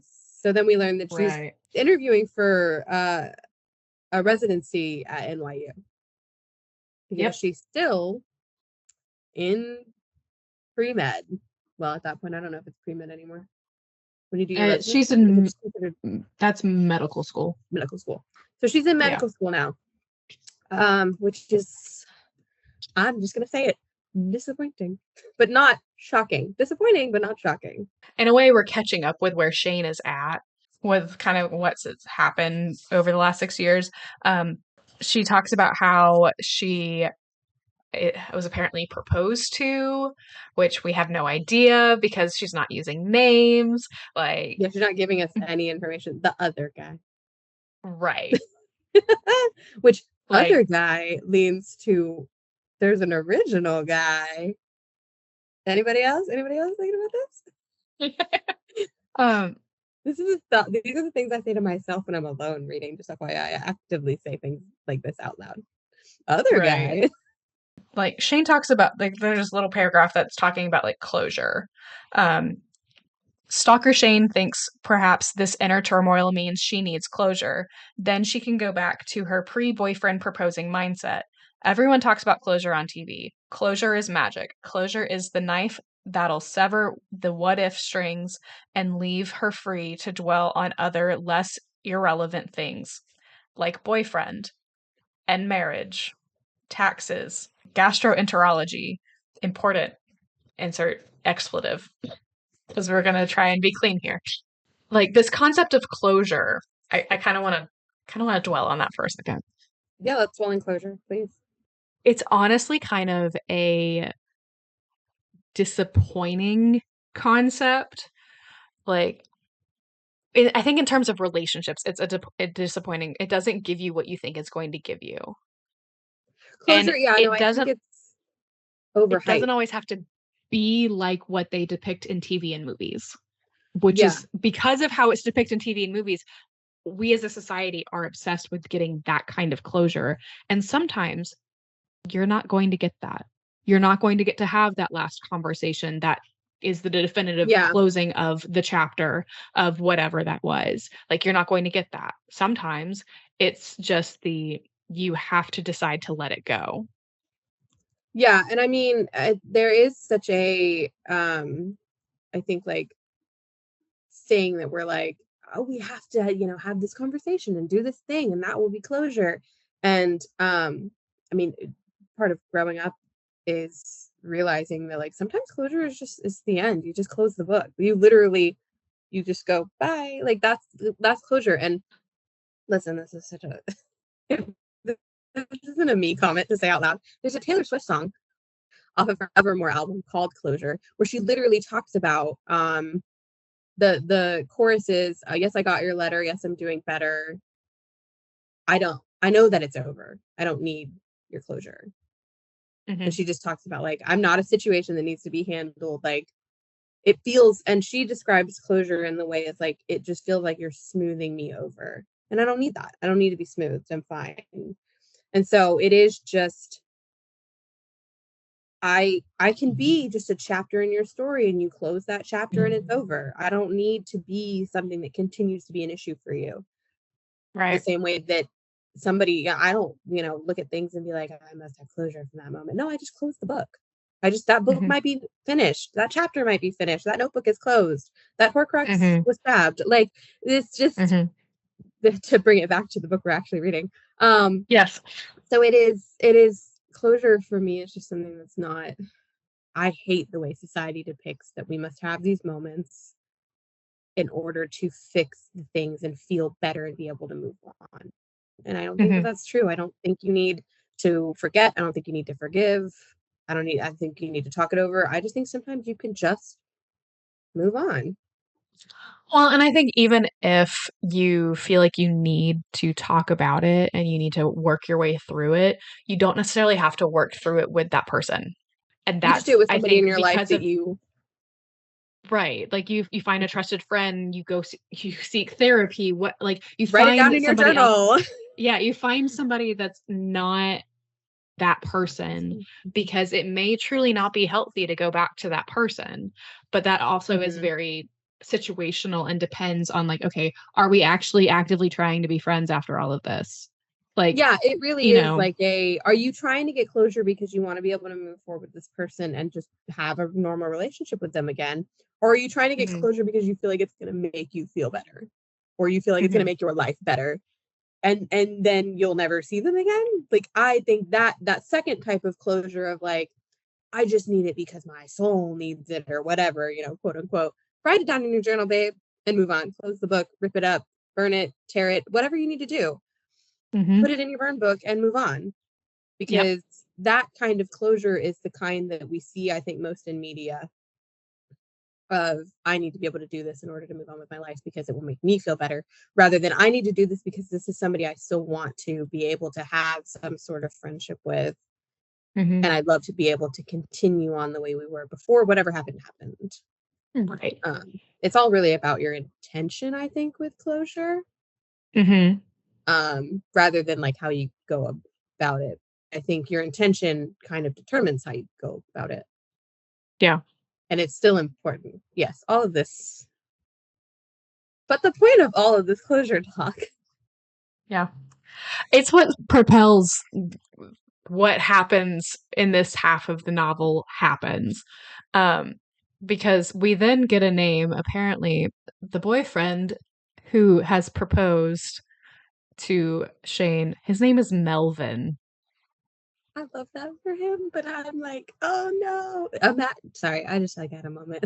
So I think with the choice of the name Melvin, which just it's a weird name to try and like say anyways. Sorry if it is actually anybody's name. It's not something you see very often to where it's like, oh yes. It's not, I would say, a common name. Yes. With the juxtaposition of the name Pilot, both in their own rights, both names are truly unique, but also having a girl named Shane is also truly unique. It's not super common. I mean, it may be becoming more common because of the way people are naming their children these days, but Pilot obviously sounds cooler than Yeah, Melvin. no, he seems like he'd be a cool guy, whereas Melvin, you're like, The image that I have with the name Melvin is he is just this he's the stereotypically awkward nerdy dude. he gives me like Minkus from Boy Meets World. Yes. That's who I would compare Yes. a Melvin to, is Minkus.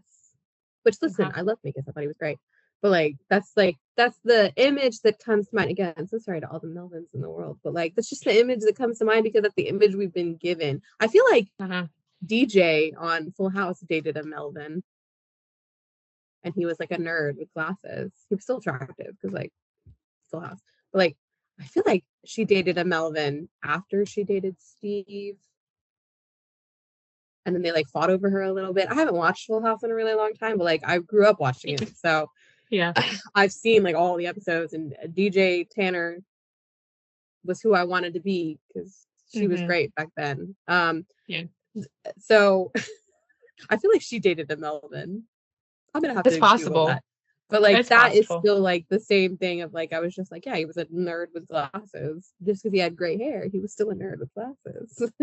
then we learn that is like because of all of this closure thoughts that Shane is having, and because of where she was interviewing for this residency, she happens to be in the same city as Pilot. And she is going to go visit Pilot at work. Who she hasn't seen in 6 years. The last time she saw Pilot was when they were in London. That's crazy girl behavior. And she fully acknowledges that. Oh no, she does. She's like, she literally calls Babe. She's like, Babe, you have to talk me out of what I'm about to do. And Babe doesn't answer, so Babe can't talk me out of it. Yep. Which if that isn't like the way that like you go about it, you text your friend, you're like, call me, call me, please, please, please, it's important. And then they Tell don't me call this you, is so a you call stupid them. idea. You call them. But then the thing is like you don't give them enough time to like, what if they're busy? What if they're living their life? And then you're like, well, let me call them. And then they don't answer. And you're like, this is a stupid idea. Talk me out of it. And you still don't give them enough time to talk you out of it because they didn't answer the phone. And now you're doing the stupid thing. Yep. Which I will say, it's not necessarily stupid to go see Pilot, but like, it's wild. Yes. But she does get to see him and convinces him to get coffee with her. And when they go try to find a coffee shop, the security dude at the desk is like, "Oh, hey, this person dropped off these flyers. I told them that this wasn't this is not the kind of place that we do that, but they did it anyways." And so because it fits with the kind of friendship that like Pilot and Shane had when they were in London of, well, let's just go on this adventure. And they are able to kind of pick that back up, kind of. They go on this cafe rewrite adventure. Yeah, Which it's interesting. the name alone, Cafe Rewrite. And guess who is at Cafe Rewrite as the barista? It's the That's plane everybody's favorite lady. great grandmother. It's everybody's favorite fairy godmother. The plane lady. Plane lady. And the She's thing is, everywhere, like, I swear. Shane didn't recognize her at first. No, it takes her a minute. But I mean, based off of everything that we've been told, it kind of comes across like maybe it has also been 6 years since she has seen the plane lady. Yeah, no, I would also not like. But then I think I would sit down and be like, that felt deja vu-y. Do I know her? Like, Right. and that's when she tells Pilot that her boyfriend proposed while they were sitting in bed. He just said, we should get married for tax purposes. If that's not a crappy proposal. It is. She literally says, I put down my book and said, did you just propose? Yes. Like, it didn't even sound like you actively proposed, sir. Despite the fact that you said we should get married. Mm-hmm. You added for tax reasons. And and the way that Shane shares it, it doesn't even sound like they come back, like he comes back and then does the whole "will you marry me" thing. Like there's no like rectifying of it. They just accept that. Swoon. Like, no, Which he is like, literally just says it, and then he's like, yeah, of course I did. Sir, I need you to be so for real with me right now. yeah. Why would you do that? Well, it's like when I was rereading it, because every now and then I'll catch like reruns of The Big Bang Theory, it kind of reminds me of when Penny and Leonard get engaged, because Penny talks about like getting married to Leonard would be a smart decision. Mm-hmm. But after they go through all of that and they're like, so does this mean that we're engaged? It's like, yeah, I guess. Leonard then like pulls out a ring and actually like actively proposes. It's like the whole Yeah. "will you marry me?" like it's rectified kind of deal. It'd be That fine they if he had have, done that, but he didn't. yeah, no, it literally is just stated of like, no, for tax reasons, this would be the smart decision. And it's like, is that the only reason why? But Shane and Melvin don't have that whole dialogue of, At least not that we ever see.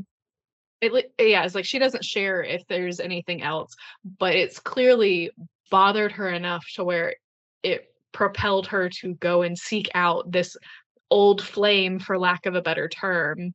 Like, And it's like she's having like a psychotic break while she's talking to him almost, where she's like, well, I'm going to tell you I really had feelings for you back then, and I always liked you, and I always thought there was something there. And Pilot's across the table like, I'm with Amy, and first of all, I'm so sorry. What? uh-huh. The way my first reaction was, why? And it's like, I'm like, Amy's bulldozed you into 6 years of a relationship, my guy. And they're not engaged, they're not married. He doesn't even know if he's happy with Amy. And I'm like, I had hope for you, Pilot. I had hope for you, Pilot, but you've let this woman walk over you for 6 years. Yeah. That's nuts to me, by the way. Mm-hmm. Oh, absolutely. And so, I mean, it creates, tension because now they're both kind of upset with each other because obviously Pilot's been stupid because he's been with the same woman for the last 6 years who we can Really all see liked. as an audience that, like, dude, you weren't truly interested in her. Exactly. Um, but then, rightfully so, like, Pilot's upset with Shane because she is literally like throwing the past at him with like a full-blown catapult and it's on fire. Well, yeah, and she's just like, they go off on each other in a way, and then he admits, well, you didn't make any of it up, it was actually there. And then she blows up on him again because, like, you literally tried to break up with Amy, she can't be your excuse. Yeah. Why didn't it happen? Yeah. And no, And he's so a man, so things are complicated. yeah, well, they get trapped in an elevator where there's no cell service. On brand. Chapter 28 is, more just them being in the elevator. And there was one question that happened in part 1 that we didn't really discuss. I think it was just like it fell under like cute Shane and Pilot moments of when they were talking about like if you could travel back in time for anything, like where would you go? And that question resurfaces. And that I think is the catalyst of what then happens. So Yeah. at this point in the novel, and this I think this was a clever part on Christine's like structuring of the novel, because the chapters start over. Yeah, it Instead of starts at going to chapter chapter 1. 29, we go back to chapter 1 Yeah. because But there's no time jump. Like, because obviously we know that we were in 2011, we know we're in 2017, they're written on the page. But there's no Mhm. time jump because despite the fact that we're in 2011, we're still also technically in 2017. Mhm. And so you just start over. You don't start fresh. This first chapter in this time jump, um, like both Shane and Pilot respectively go through their freak out of like what happens, what did you do, why are my clothes different, what's happening, and then it ends with Shane passing out. Yeah, I really like Pilot accusing her of paying somebody to recreate the flat that they lived in. I'm like, what did you think, she kidnapped you? Pilot, what Well, on it's like, earth? but like there's all that where it's like Pilot is convinced that this is Shane, and Shane's just like, I have no idea what is happening. Like all of this is different and confusing, and I'm like, you would think that he would also be able to see that she is just as freaked out as he is, but I'm sure they're both wrapped up in their own like individual emotions about what is Yeah, happening, that they're both ignoring each other's emotions. yeah. And then Atticus Uh, is there. yep. And Atticus is like, you're in London. What is wrong with both of you? And then Yeah. I think really the moment that really happens, which I think is why we don't know more about Sarah, is Mm-hmm. she comes in the door, and that's the moment when Shane's like, oh my God. Uh-huh. Because when's the last time I probably talked to her? Yeah. Why would she even be here? Yeah. So I think that's the moment Well, of it's like, like, well, and before they like have this jump, like there is a small conversation about like kind of how everyone's doing, and that like Pilot is really the only member of the flat that does not talk to anybody else from the flat. Yeah. I would say that Shane and Sarah's relationship is not the same as Shane and Babe's. Yeah. And so, there is that. But in the next chapter, realization fully starts to settle in because they find a newspaper and the date is 2011. Yeah. So they are truly back in time, but they're not like their minds didn't reset. They still have all of the knowledge of what happened over the last 6 years, Yeah.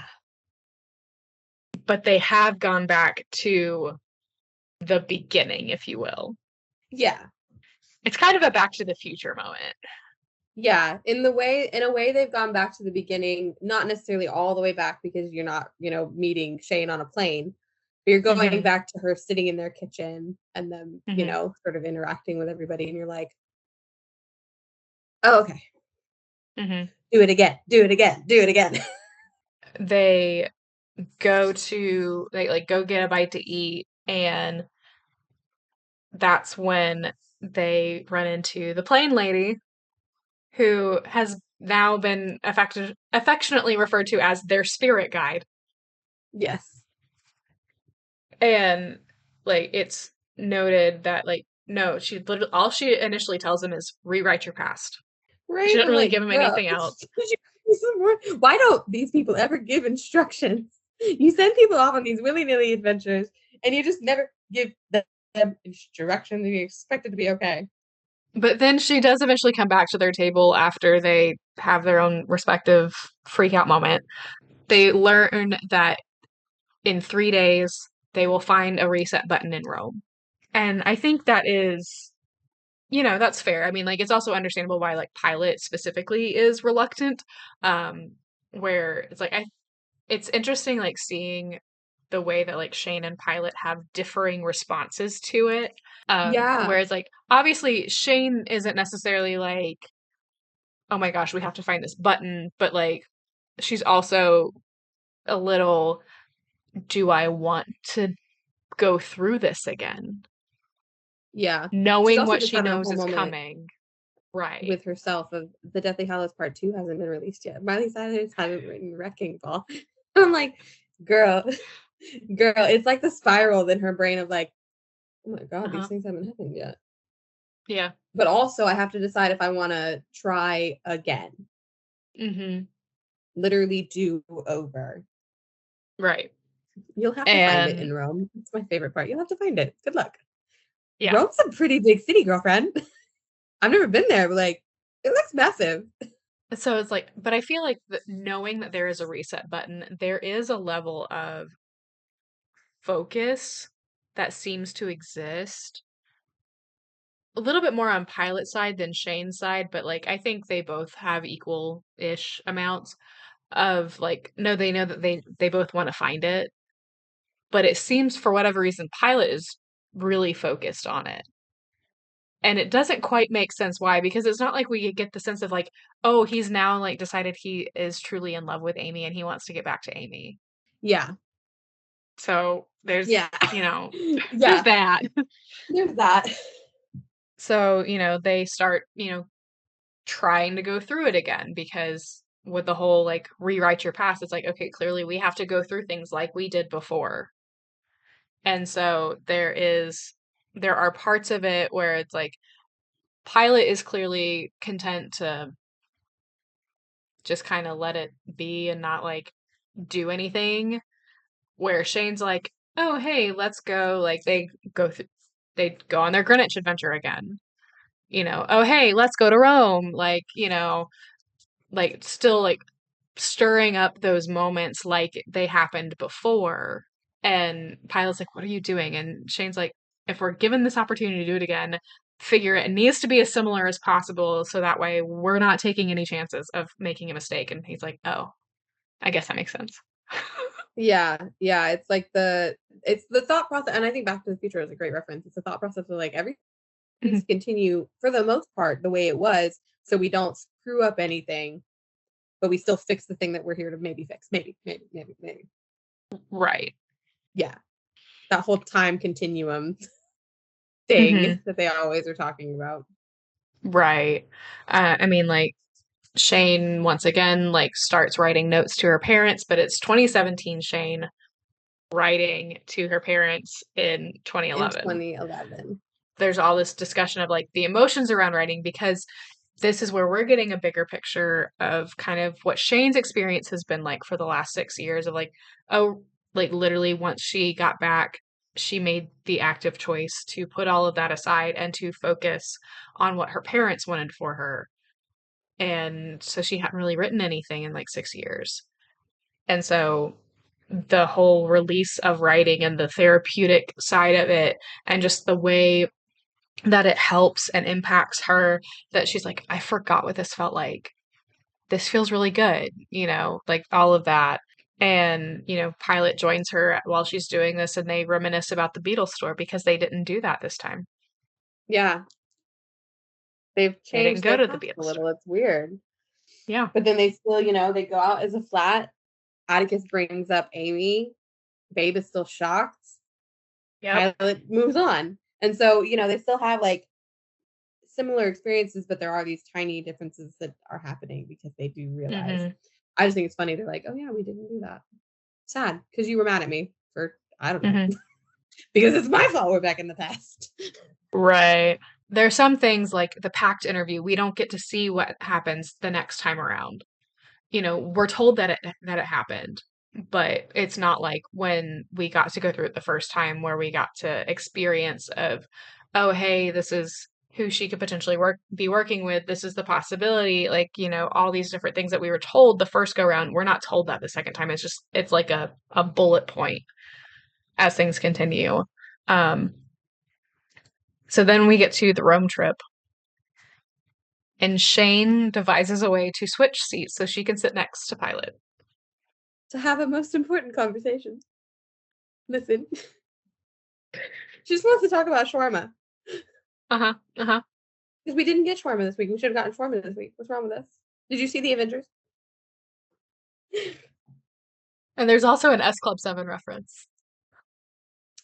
I love S Club 7, so I was really. Wait, Did you just make a yeah, it's random like S Club it's 7? the different references that happen throughout this novel. It's just like, yes, I forgot about this. Oh my gosh. Like, it's I just just love their fantastic conversation. Did you references. just make an obscure S Club 7 reference? Did you just pick up on an obscure S Club 7 reference? Like, whose fault is this? Ain't no party like an S Club party. Ah, I love it. So sad. Oh. But yeah, no, it's she just keeps talking about the shawarma. It's giving me life.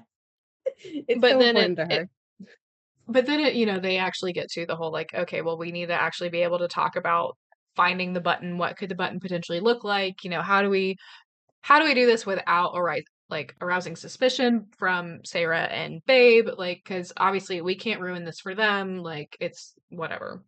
After they get off the plane, Babe confronts Shane about the seat swap, which Shane's like, oh crap, I forgot. I'm not invisible.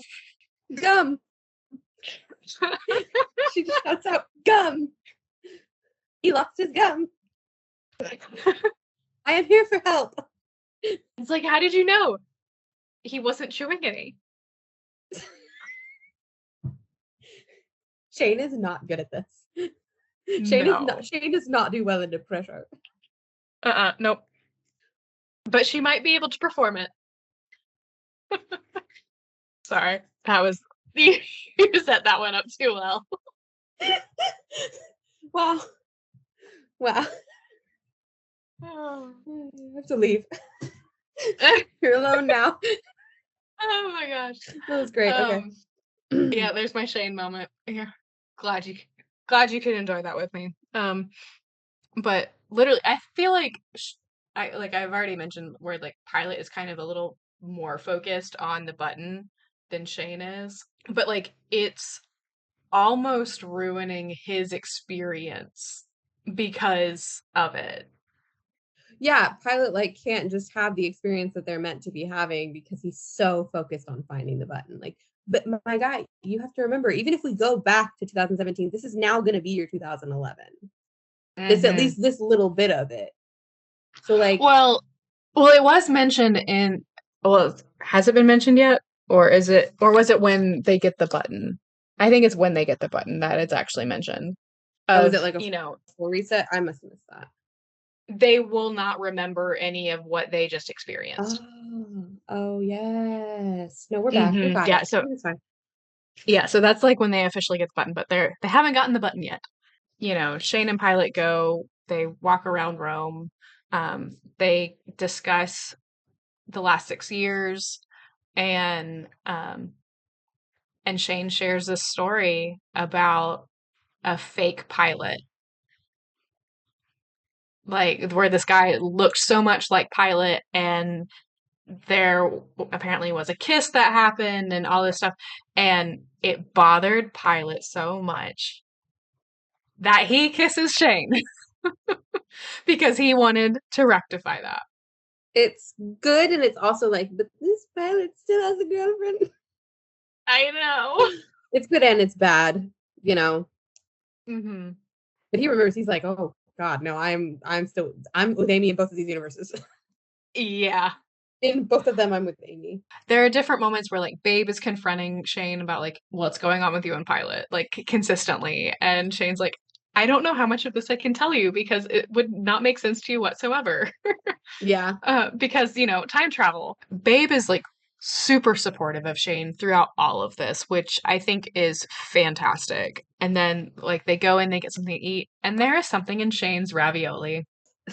It's the button. It's the button. And the button is enclosed in a locket. And once they finally get the button, Shane's like, I can't do this. I want to have this chance to do it again.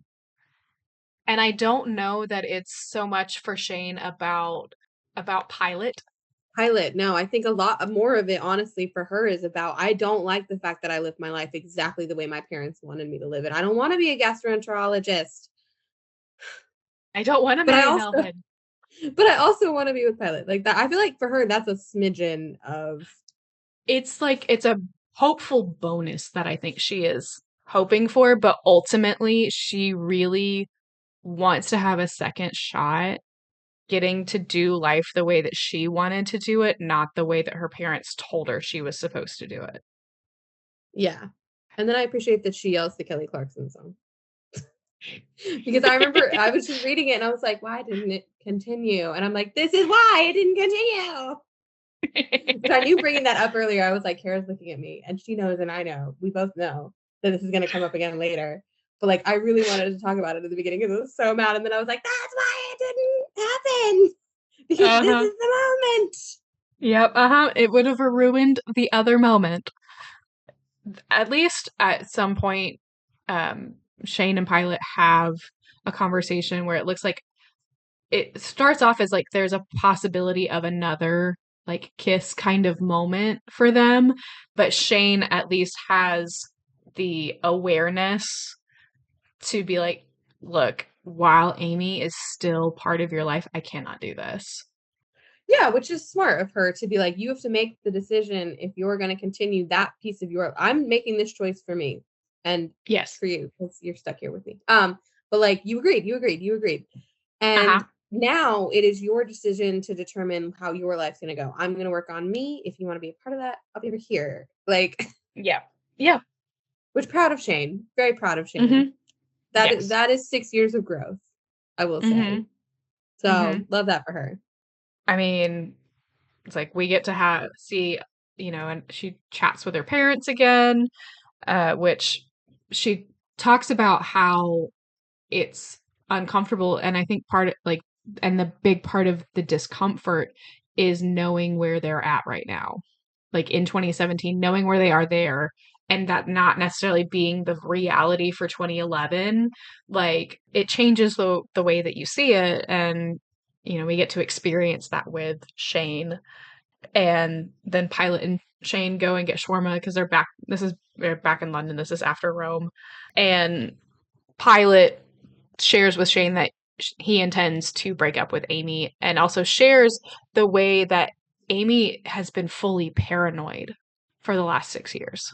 Like there's that entire conversation that surrounds that, but I don't think I don't remember now if that was when Shane shared that Amy read her notebook or Hold on, let me go through or if that my. was later. I want to say it was later. I feel like it's Because later. I don't recall it I being that because I early. yeah, because I think Pilot just accounted all of Amy's paranoid self to be because he felt like he gave her reason for that. Yeah. And so, and then the resurfacing of French Watermelon 19, potentially being like the whole discussion of like YouTube channels in the way that like, oh, this could work, oh, hey, we could change this. We could release a cover of Wrecking Ball and Yeah.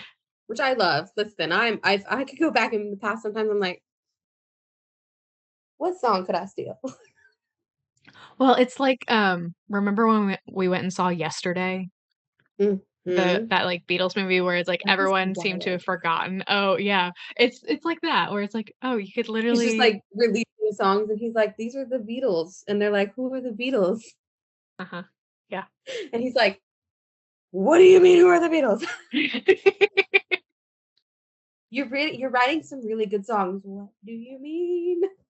In the next chapter, you got Babe and Shane having lunch, kind of Babe is, pushing it a little bit, but then the plan for Paris is kind of brought up, and so there's all of that.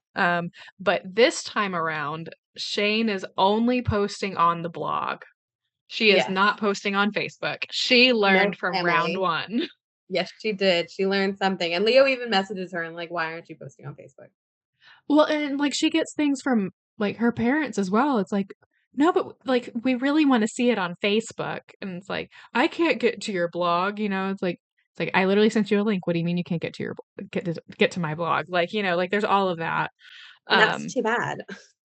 it was a very smart choice on Shane's part to not do Facebook for round 2 because Facebook was part of the reason why Amy was paranoid Yeah. during round 1.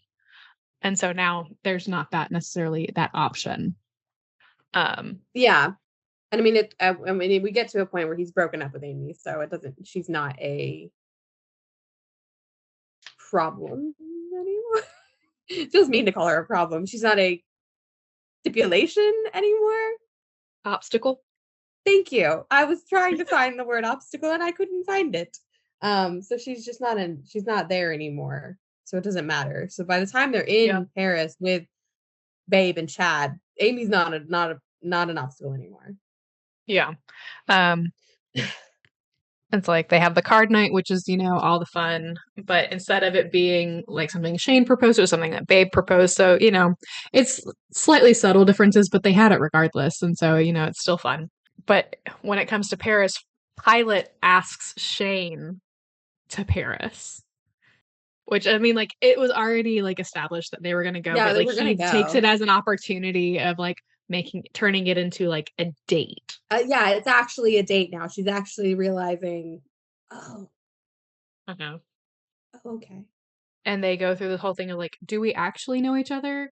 Because I mean, like it felt like we knew each other then, but like obviously we don't really know each other now because we haven't Mm-hmm. talked in 6 years. But like, did we actually know each other enough? And so there's that whole like concept of like, no, they knew each other enough to be as comfortable as they were. And there are people Yeah.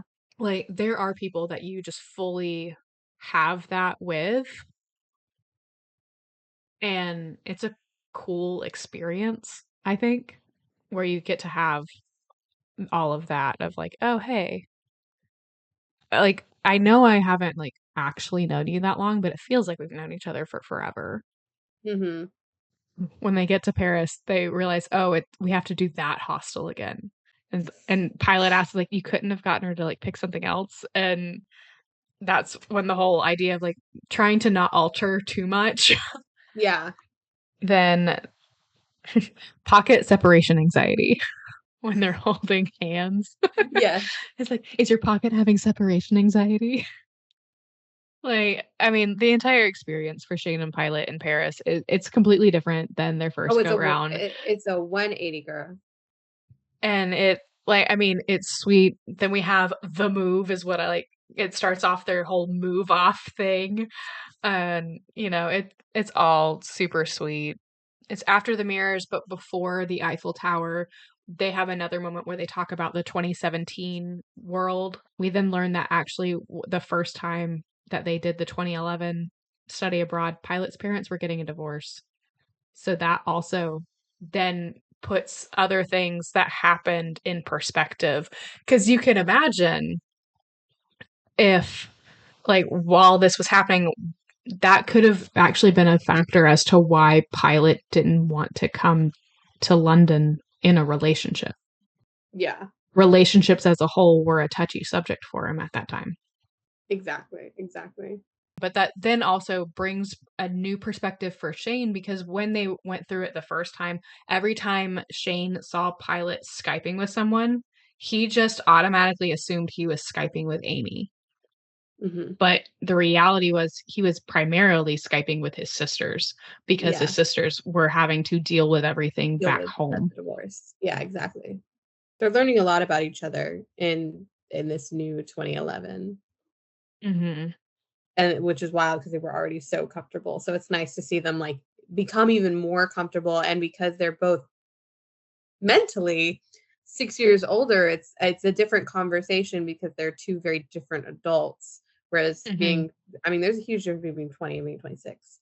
So there's a huge difference between 20 and 21. So like it's nice to see, and they feel older when they talk to each other. I recognize this is 2017 talking, but they're in 2011, which is nice, I think, as an adult to kind of get to compare and contrast what 20-year-olds sound like and what 26-year-olds sounds like as they're going through the motions of the Eiffel Tower, like climbing it up again and whatnot. They have this whole discussion on the overuse of always, and there's this like whole even like moment of talking about like Tifios and the use of always and the okay, and the word that they settle on is lamppost.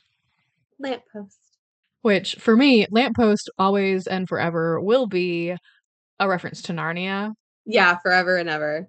But the fact that, like, they were like, well, what would our word be? Like, if it's like, you admit that we're on this, like, rom-com kind of adventure right now. Like, what could be the thing that people would get tattooed on them? And it's like, yeah, if I got a lamppost tattooed on me, it would be because of Narnia, not because of this novel. Sorry, Christine. Yeah. But I love reading this moment. It was fun. Just because it's such a fan kind of moment, and you can see how both of them are fans respectively. Yeah. You're talking about always, so I'd say most people's main reaction to that is Harry Potter. Okay, with the Theos. And now lamppost. And it's the way that like I would be like from Narnia, it's not our word. That's not it. It's something different.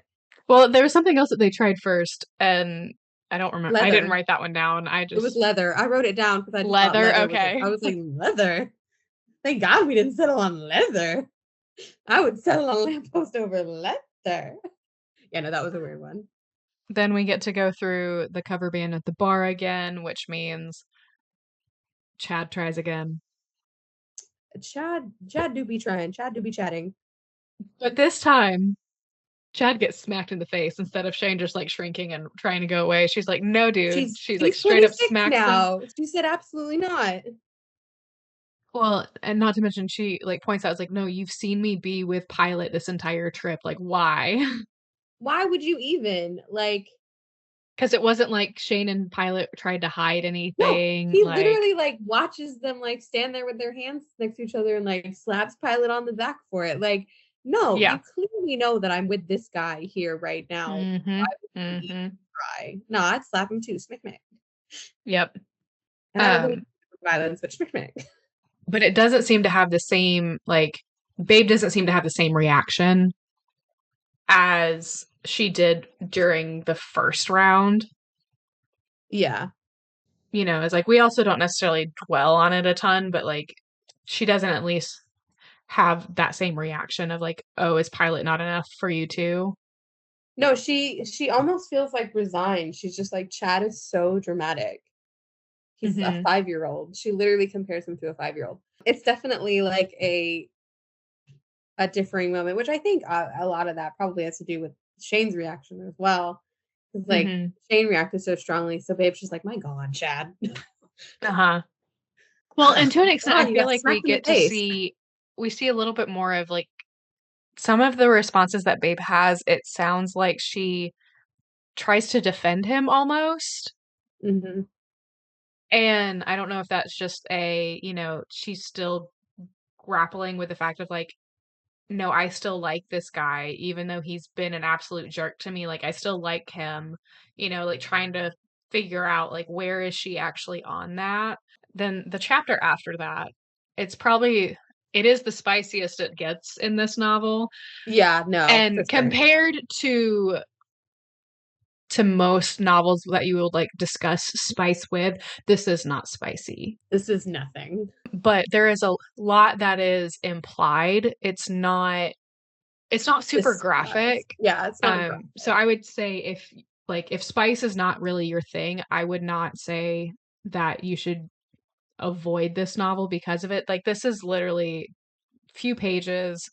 Like you can see that they are getting into a little bit more of the physical side of the relationship, but it's still like cute, funny Oh PG-13 yeah. rom-com. No, I mean there's so many like little funny moments. Like she takes off his shirt and she said, "You should always be shirtless in the rain." I wrote that one down. And I was like, Like and then yeah. there's the whole shower scene where like because the Yeah. shower in this hostel only does things in like 45-second spurts. So it's very difficult to like take a shower even if you like didn't have or, like even if you weren't trying to share the space with somebody else, like it's still Yeah. difficult. And so like it adds, a level of humor to it. It's only really implied with the fact that they then go down and are like, no, we need an empty room Yeah. that okay, something is going to happen, but we're not really told anything. It's Yeah, just, no, the next chapter literally they just wake up. yeah. So there's no like spicy moments. There's cutesy moments. It's like watching a rom-com. Yeah, Like a it's cutesy literally rom-com, not like a newer rom-com. like Like like a 13 going on 30, yeah, or um, just like Heaven. I'm trying to think through the different ones yeah. that like came out in like it's like an early 2000s Yeah. kind of Yeah, rom-com. exactly. It's like you don't have to actually know what happened. You don't have to see it to have an idea as to what happened. If you know, you know. We still have Chad and Babe being frustrated at each other. We learn in this round that Babe's actual name is Barbara, and she decided that she didn't like her name enough. She wanted to try a new nickname, and so that's why she is known as Babe. Babe. Which I mean it's not, not far off. They have even like a whole conversation about how there's really like no good nicknames for Shane. Like, yeah, you could No. say Shay, Shaw. but like it doesn't really. Shaw, Shay. And Breaking up like the different sounds. It just, yeah, no, it just doesn't. shh. That doesn't really work. Mm. Yeah. So now that they're back from Paris, we have where they record a YouTube video Mhm. and they do the cover of Wrecking Ball. All fun, all cute. We get a little bit more insight into Shane's family and kind of how that dynamic all functions or not function, as the case kind of is. Yeah. But then it's been mentioned several times throughout the novel about how like Shane is a Taylor Swift fan, but this is like the first time where we start getting a little bit more into some of the songs, and like All Too Well is mentioned because they're talking about like obviously there's still 2017 Brains in 2011, so All Yeah. Too Well has not been released at the time of No, it 2011, came out in but 2012. yeah, it's like but it has happened there, and like they have a whole moment around that. And it's this is the moment um when the Notebook is brought up and the fact that Amy read. but I don't even know that. I don't think Shane actually says that Amy did it. It was just, Yeah. it's just Mm, kind of glossed over, but not really, of just like how, because Pilot noticed that Shane wasn't really writing a lot writing, like, uh-huh. in notebooks anymore, and Shane just mentions how like she no longer trusts them. Yeah, But she we says know as an somebody got a hold of audience, one of my notebooks back then, and I just don't trust them anymore. And then they move right? on. They move on so quickly. It's like we know as an audience that it was Amy, but it's not something that Pilot knows, which is at this point, like it is, they are operating with the fact that Pilot has broken up with Amy. That's still not a thing that they go through.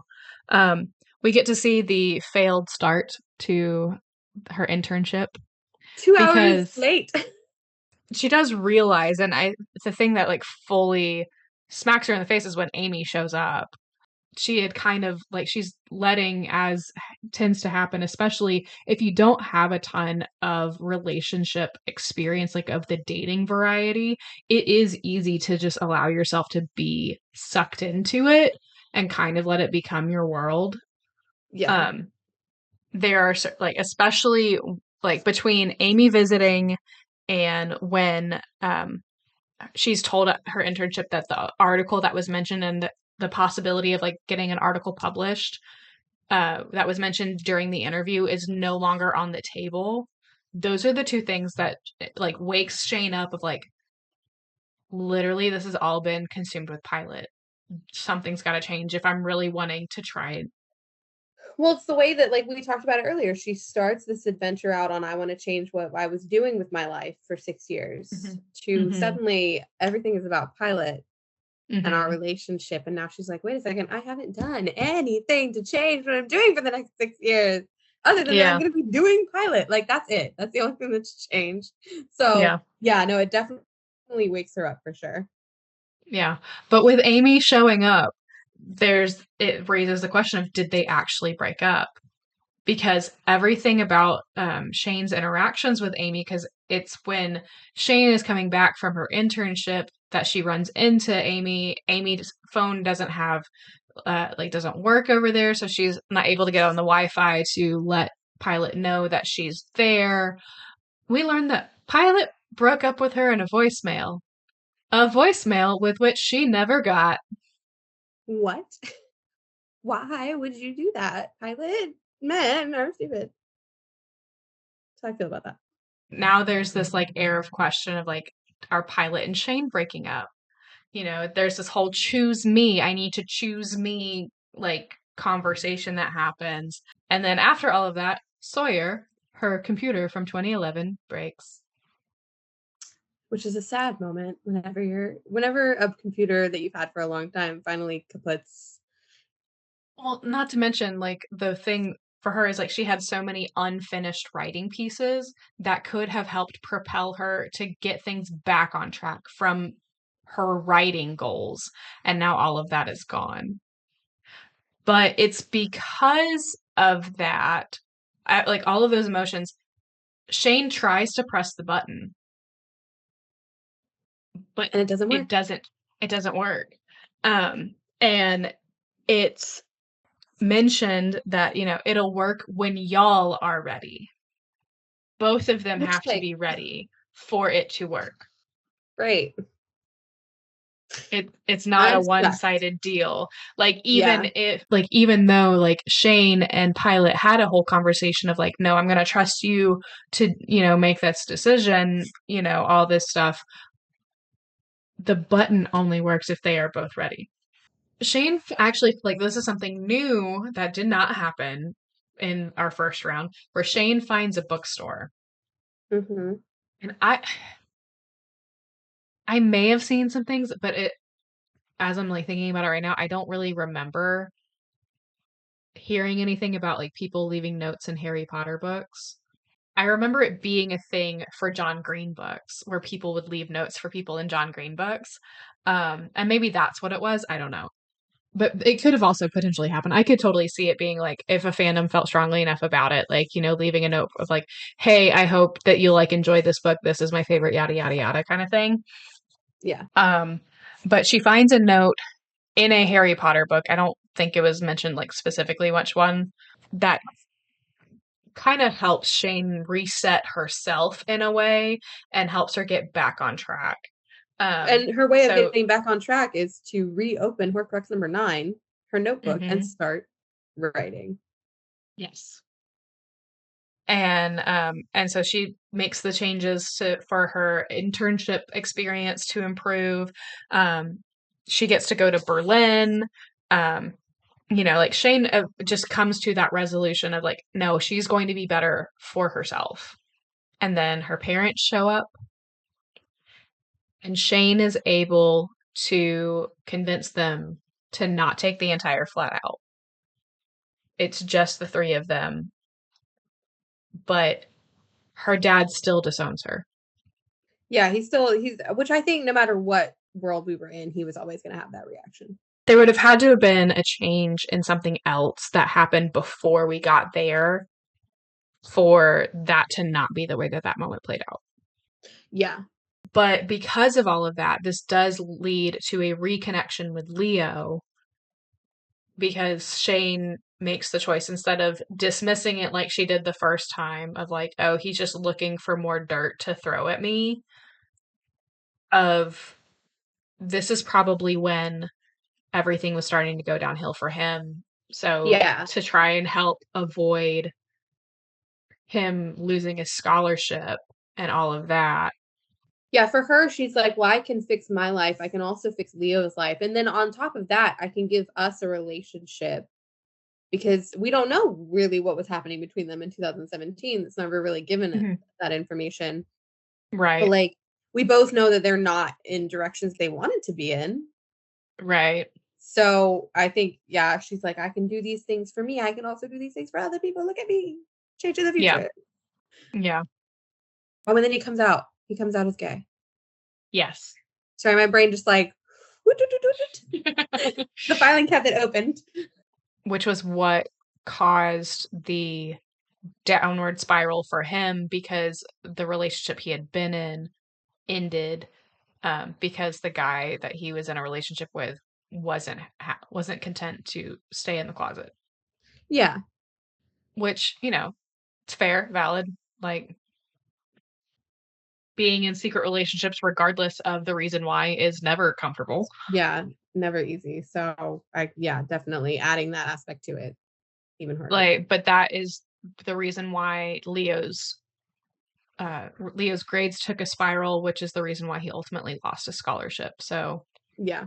then after that, Shane Saint gives her draft for the article, because she's like, no, really, like, I would really love this.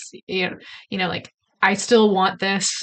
I realize I may have, started off on the wrong foot, but please let me try. Let me And so, try like, again. Yeah.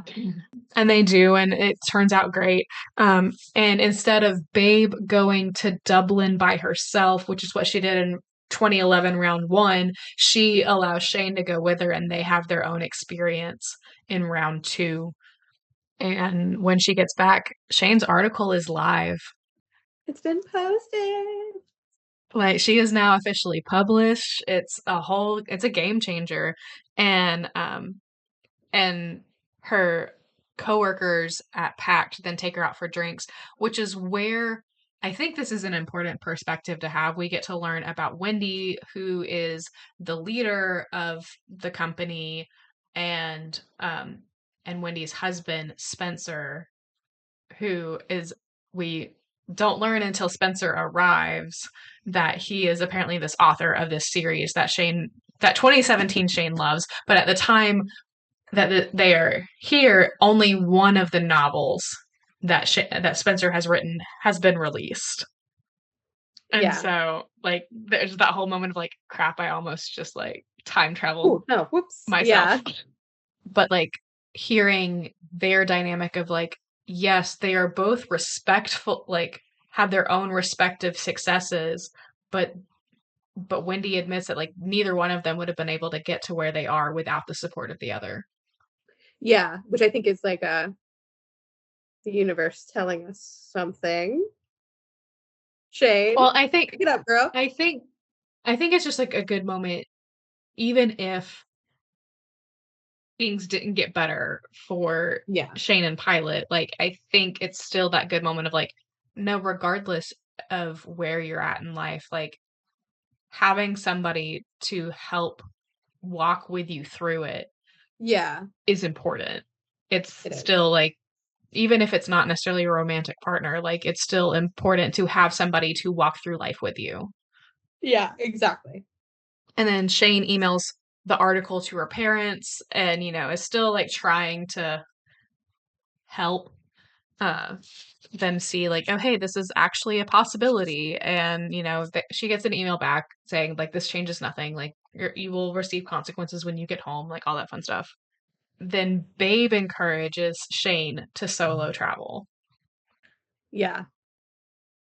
And so she goes to Edinburgh because that was the one trip that, like, at this point in the novel, she has now tried to go with Pilot twice, and both times failed.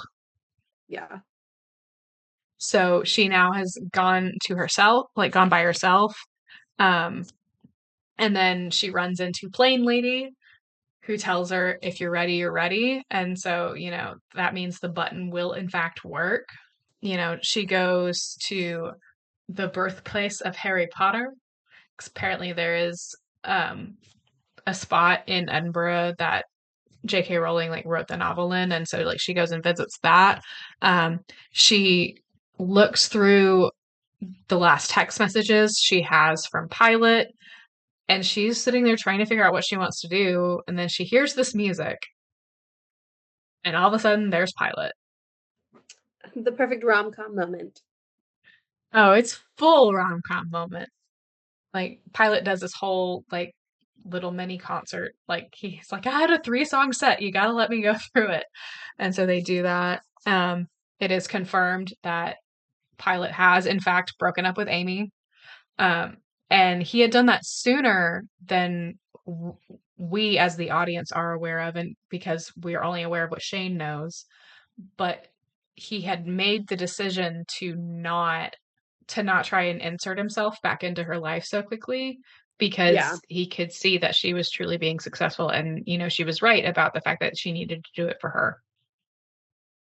And so he let her have her moment, but he found out from Babe where she would be, and they were able to have a whole moment. I think like cuz this is a line that Pilot had said a couple of times in the novel of, if you're in sight, I see you. I think there's more to it than just the, oh, hey, I always like, it's like my spidey senses tingle. I can always like sense when you're around kind of thing. There's something to be said for being truly seen by somebody. Yeah. And that is the sense that at least I get from the relationship that we have seen grow and unfold between Pilot and Shane. They truly see each other for who they are. Yeah, despite, all of the issues and anything and whatnot, they do 100% see each other, which is good. But I mean, you see that in the fact that like Pilot chose to stay away and let her live her life. She Hmm. chose to continue doing things and kind of letting Pilot have his own moment. Hmm. Even though it wasn't on the forefront of her mind, what is Pilot doing? She was Hmm. still allowing him to do what he needed to do to move forward. Yeah, it's like, so they, then make a decision of what they want to do. And she finds out she has an interview with 17 magazine for when she gets back to the States. So in the epilogue, we get to see like, oh, here's this article that's being written about Shane, because she's now a published author and all this stuff. But then then we get to also see where they officially return the locket because they are fully locked into where they are now. But they've had the locket, they've had the button the whole time to jump back if they really, really wanted to. And it ends with, Pilot proposing to Shane. And it's cute and adorable. Oh, full circle. The time you Yep. want something like this to end. This was an experience I was not expecting to have when I was re-listening to this book, because in my copy of the novel, the bonus chapter is not a part of it because this was the original. This was like first edition novel that I of the physical copy that I have. But when I was re-listening, they've updated the audiobook because some of the later issues have this bonus chapter. So it was a chapter that they decided to then remove. But the cool thing about this bonus chapter, so it's while they're still in Edinburgh, it's after, they've reconnected and they're going back to where Shane is staying. Um, they have a discussion about the button. They also have a question about like, okay, if they are choosing to stay where they are at and go through everything again, will they have double birthdays? Like they're going to be turning 21 again. But they're at the same time that they're turning 21, they'll also be turning 27. Like, how is that going to work? And it's proposed that they will have stealth double birthdays. So they will have the celebration for whatever birthday they're at with it, everyone else. But then between the two of them, they will also have another celebration for whatever age they would have actually been. Then there's also this whole thing of like, well, what if we did go back? What would have happened if we would have just let it played out? And it's really Pilot that's kind of sharing like, oh, this is what I would have done after you came and found me, like because of this newfound confidence that you have, you would have tried it again, but it would have challenged him in a way to where like he would have ended things with Amy. He like there are different things he would have made the decision, and ultimately like Pilot truly believes that regardless of how they're doing, like whether they stay there in 2011 Or and move go, they'll forward, still end up together. yes, That's it's the that concept romantic. of like of fate and soulmates and that kind of stuff. That And is the romantic in him for sure. it's sweet, it's cute. This book is fun. I love it. It was fun. It was, and it would make, I would agree with you because I know we talked about it earlier. You talked about, the idea of it being optioned for something. I feel like this is a great choice if like Netflix is looking to like make a rom-com and have something that's fun. This is a great choice because first of all, it has been done. The concept of going back in time and fixing things has been done not only in just like regular movies, but also in I would say romantic elements as well. So it wouldn't be like a new concept, but it would be fun. And there's a lot of options there.